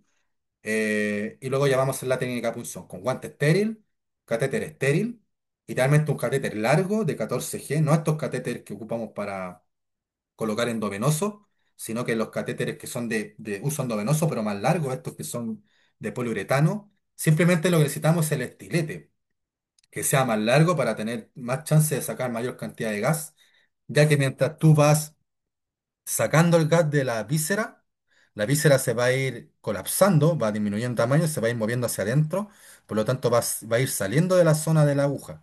Entonces, si antes extendido estaba aquí pegado a la pared, luego de descomprimirlo puede que quede acá la pared del ciego, ¿vale? Y con eso se va a ir corriendo la aguja y va a salir. Entonces, mientras más larga sea la aguja, más chance de seguir adentro para evitar para evitar tener que estar entrando y saliendo con la aguja, porque eso puede hacer con que hagas diferentes perforaciones en el ciego y mayor chance de problemas colaterales como infección, absceso o peritonitis. Bien, entonces, un catéter largo sería lo ideal. Si no tienes, bueno, lo haces con un catéter normal, una bránula corta, pero idealmente sea 14G para que el diámetro sea suficiente para que salga una buena cantidad de gas. Generalmente no sacas todo el gas, pero sí ideal, obviamente, sacar el exceso. Bien, es importante dejar el estilete como así, mira, como este de acá. Este. Fíjate que aquí está la zona de la fosa lumbar derecha, para allá está la cola del caballo, para acá está la cabeza, está rasurado. Aquí hay un catéter de estos de poliuretano, fíjate que el cañón del catéter propiamente tal es verde, de estos de poliuretano largo, este es el estilete. El estilete está conectado a una extensión de catéter o puede ser una bajada de suero, pueden ocupar las dos, cualquiera de las dos. Y esto aquí en una recipiente con agua para que mientras burbujee sabemos que está saliendo gas. Entonces puedes dejar el estilete sin sacarlo completamente para evitar que colapse el catéter que está dentro. ¿Vale? O puedes hacer la punción solo con el estilete, sin el catéter. Es otra opción. Tienes esas dos opciones. La idea obviamente es tener algo firme, rígido o que mantenga su posición y no colapse mientras está saliendo el gas. Bien, bueno, el extremo externo o libre de la extensión, el que no está conectado al catéter, se deja en agua para que burbujee, como ya dijimos, no redireccionar la aguja para evitar varias perforaciones de la pared del ciego, entonces una punción única y con esa entro más profundo o salgo, pero no redirijo el ángulo. Y hay una indicación de, al momento de terminar con la exteriorización del gas, con la retirada del gas, mientras va saliendo, colocar unos 5 ml de gentamicina para que todo el tejido por donde pasó la aguja se embeba de este antibiótico y así controlar posibles infecciones que hayan en el lugar. Esa es la idea. Fíjate en este caso, esta yegua que está acá es una yegua tipo chilota, chica, de alzada, de raza chilota. Fíjate la distensión abdominal que tiene, que no es severa, yo diría que es grado moderado, ya la tenemos con tricotomía amplia aquí, mira. Pero se nota aquí esta distensión abdominal que tiene a este lado. Y antes de que siguiera aumentando, fue aumentando gradualmente lento durante la hospitalización. Entonces, antes de que siguiera aumentando, decidí hacer la punción. Entonces, fíjate que aquí la punción ya está hecha. Y aquí estamos con la extensión. Esto es una bajada de suero. Mira, si te fijas, es una bajada de suero. De hecho, aquí tenía la zona donde se hace la punción, la colocación de los medicamentos. Aquí, mira, el plug, la gomita esta conectora. Entonces no es necesario tener ni siquiera una extensión, una bajada de suero. Aunque una bajada de suero es tan barata como una extensión, así que el problema no es el factor económico. El catéter entonces en la zona de la base secal, en la fosa paralumbar derecha, perdón. Estoy con guantes estériles, catéter estéril, bajada de suero estéril. Yo la tomo con mis manos estéril y la conecto. Y aquí había otra persona en este caso, mira, una taza, con agua burbujeando. Mira la baja de suero. Mira, y luego de que Olha aqui, nem aparece mais. Ó. esta, ahí, fíjense que después de la punción, fíjate como si la vemos de lado, mira que ya no tiene esta distensión abdominal importante que se veía aquí antes, esta de acá. Bien, bueno, no tengo un video previo desde frente como esta imagen, pero se nota que ya esta yegüita chilota tenía cintura aquí, después de la descompresión. Bien, esa es la idea. Este otro caso no es mío, desde 2006, es un caso más antiguo que me lo compartieron con unos colegas que pude hacer práctica hace bastantes años en Brasil. Fíjate en este pony, cómo hicieron la punción con una aguja claramente pequeña asociada al tamaño del pony, de hecho con una contención aquí, las mismas personas sujetándolo. En este caso también una tiflocentesis. Este es el estudio que les comentaba respecto a la descompresión transrectal. No tengo experiencia, pero sí he leído el estudio y he sabido de algunos colegas argentinos que lo han hecho con buenas perspectivas. Aunque claro, uno dice transrectal y puede ser más peligroso por el hecho de poder lacerar algunas vísceras que están en el transcurso del movimiento de tu mano vía transrectal. Em, Esto en el fondo se ocupa, es un estudio, me parece, desde Italia, aquí dice, de Italia, que hicieron este estudio, ya del año 2012, mira, son varios años atrás, donde proponían el uso de este aparato, el cual adentro de esta estructura metálica había una aguja donde tú podías apretar un botón que estaba acá atrás, y cuando lo apretabas la aguja salía. Cuando apretabas el botón de nuevo, la aguja se entraba. ¿Vale? Por lo tanto, tú entrabas con esto en tu mano, sin la aguja expuesta, obviamente, con una manga de palpación, vía transrectal, e identificar la víscera que quería hacer la punción. Y este extremo de acá tiene una zona donde puedes conectar una extensión de catéter, y así por ahí salía el gas. Bien, la misma técnica de acá, con una extensión de catéter asociada a un recipiente con agua para ver mientras burbujea sale gas, pero por vía transrectal en este caso. ¿Vale? Con este dispositivo. Entonces la idea, aquí hay una vista laparoscópica de este estudio, que está aquí, que lo pueden buscar en internet igual, es fácil encontrarlo en Google. Esta vista laparoscópica, donde en este lado a la izquierda es el colon menor, donde está la mano del clínico con el dispositivo. Esto que apenas se ve aquí en la aguja y está entrando en el colon mayor que está distendido aquí, mira. Y luego de un rato que hicieron la descompresión, esto de nuevo, colon menor donde está la mano del paciente, mira, aquí, del cliente, del clínico, perdón. Aquí está la aguja y mira cómo ya se ve mucha más cantidad de aguja, ahora que el colon mayor está por acá abajo, está oscura la foto, pero se ve acá abajo el colon mayor. Antes estaba aquí, ahora está más abajo, ya que se descomprimió y sacó una buena cantidad de gas. Dice aquí, note la disminución de la distensión y el retorno del colon mayor en su posición normal luego de la descompresión. Vista laparoscópica post-mortem. Vale, no fue en un caso real de cólico. Esto lo hicieron para el estudio de ver cómo funcionaba el instrumento en un caballo que falleció por otra causa, dice el autor, y que se hizo este abordaje laparoscópico para ver cómo funcionaba este aparato. Bien, entonces eso es por abordaje transrectal. Puede ser una opción que ustedes pueden optar, no es tan común y yo creo que bien hecha es una muy buena herramienta.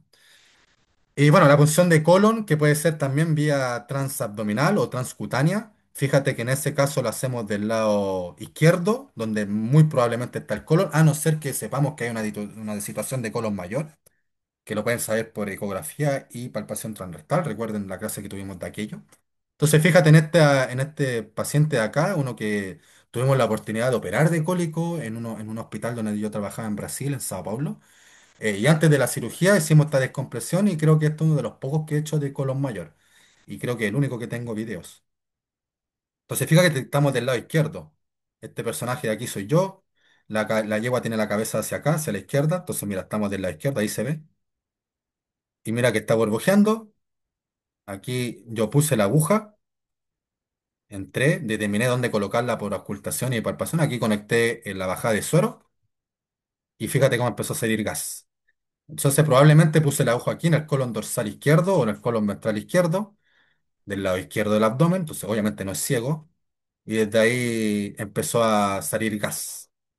Bien, este es el mismo caso, la misma yegua, pero también hicimos descompresión del ciego. Entonces en ese caso hicimos ciego, pero no era yegua, era macho.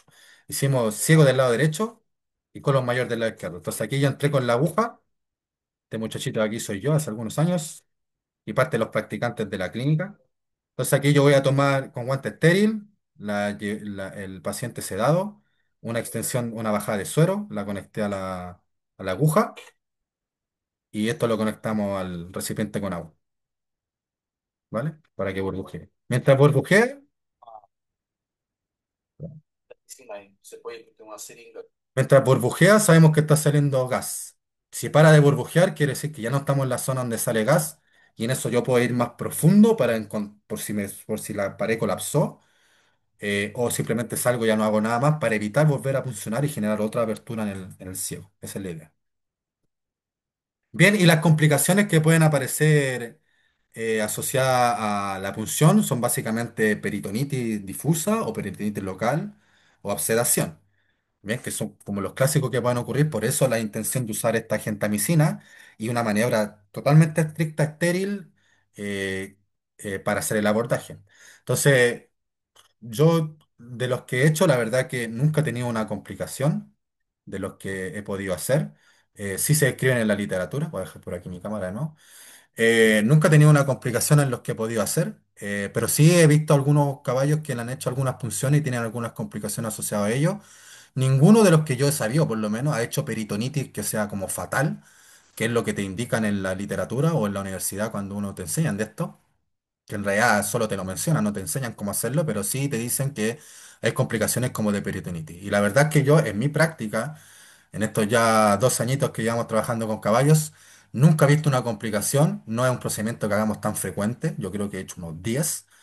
Eh, en ninguno de ellos vi una complicación de los que yo hice. Y sí vimos este de acá, que le voy a mostrar esta ecografía, que fue de un absceso, que es este caballo que está acá. Pues mira, este es un ecógrafo antiguo que yo tenía hace tiempo y con este hicimos el abordaje, pero no era necesario la ecografía para saber que esto que está aquí, mira esta pelota, del lado izquierdo, porque sabemos que del lado izquierdo, mira, aquí está el miembro pélvico izquierdo, el miembro pélvico derecho, el caballo está mirando hacia acá, la cabeza. Entonces aquí mira esta pelota, aquí se ve desde otro plano, desde una vista caudal, está una vista craneal. Y este paciente había tenido cólico, fue atendido por un colega X del lugar donde vive. El colega hizo una punción del lado izquierdo para descomprimir. El propietario no supo describir si es que fue productiva o no la punción, si salió o no gas. Claramente el colega debe haber querido puncionar el colon mayor. No había una punción del lado derecho, así que él no consideró puncionar el ciego. Y días después se empezó a formar esta bola. Claramente con el anamnesis esto entra en la categoría de una posible infección absceso. Y en la ecografía que hicimos entonces claramente vimos un absceso. Imagen típica de absceso esto de acá, una pelota grande con diferente ecogenicidad heterogénea y que se puede evaluar una membrana piógena alrededor. No voy a desglosar la imagen ecográfica ya que no es foco del curso, pero sí en esta donde tiene mayor profundidad la imagen, mira aquí tiene, no aparece aquí el... no, está acá. Esta que está acá donde obtengo una mayor profundidad y lo sé porque aquí solo veo el absceso y no veo la parte de la pared abdominal y el abdomen interno. Aquí veo una cavidad del absceso, una parte de la membrana, otra cavidad del absceso, que esto hace los abscesos generalmente, forman como tabiques, formando pequeñas cavidades, cavitario. Luego aquí se ve el vaso, recuerden que estamos del lado izquierdo, y esto es pared de colon. Esto aquí pared de colon, esto probablemente sea una víscera de yeyuno. Bien, entonces está en la pared abdominal, no penetró la pared abdominal, sino que está en la superficie y hay dos cavidades. Bien, y esto es importante obviamente para cuando lo drenemos, saber que hay dos cavidades y ir tan profundo, o lo suficientemente profundo para drenar las dos. Aquí otra imagen del absceso, aquí con una sonda lineal donde te da mayor calidad de imagen, entonces todo esto es la cavidad del absceso, todo esto blanco es la membrana piógena que envuelve a este absceso, que es la que hay que incidir y abrir, ¿vale? Aquí otra imagen de nuevo de las dos cavidades, perdón. Una cavidad aquí, todo esto negro, aquí hay un septum dividiendo esta cavidad con pus y esta otra cavidad con pus. Y en el momento de abrirlo, entonces fíjense que está así. Pues esto lo atendimos con otro colega, no era un caso mío, yo fui a hacer el apoyo ecográfico en su momento. Y bueno, cuando vimos que era un absceso, lo abrimos inmediatamente. Entonces aquí está el colega haciendo el drenaje. Bueno, crítica, no está con guantes, obviamente hay que estar con guantes porque hay chance aquí de que tú te infectes. Pero bueno, es lo que toca y es la vida real. Fíjate que aquí mira cómo sale el material purulento. Aquí habíamos abierto, abierto una cavidad, la cavidad más superficial de este absceso. Ey, dedito para adentro, bisturí, y fuimos drenando de a poco. Y luego aquí abrimos la más interna, fíjate con la cantidad de pus que sale de aquí. Y este caballo con este drenaje antibiótico sistémico, la verdad que fue suficiente para controlar ese proceso infeccioso. Bien, espero que sea útil esta clase de manejo del control del dolor y a continuación, en otro video En secuencia de este vamos a hacer la parte de fluidos para que queden en dos videos diferentes.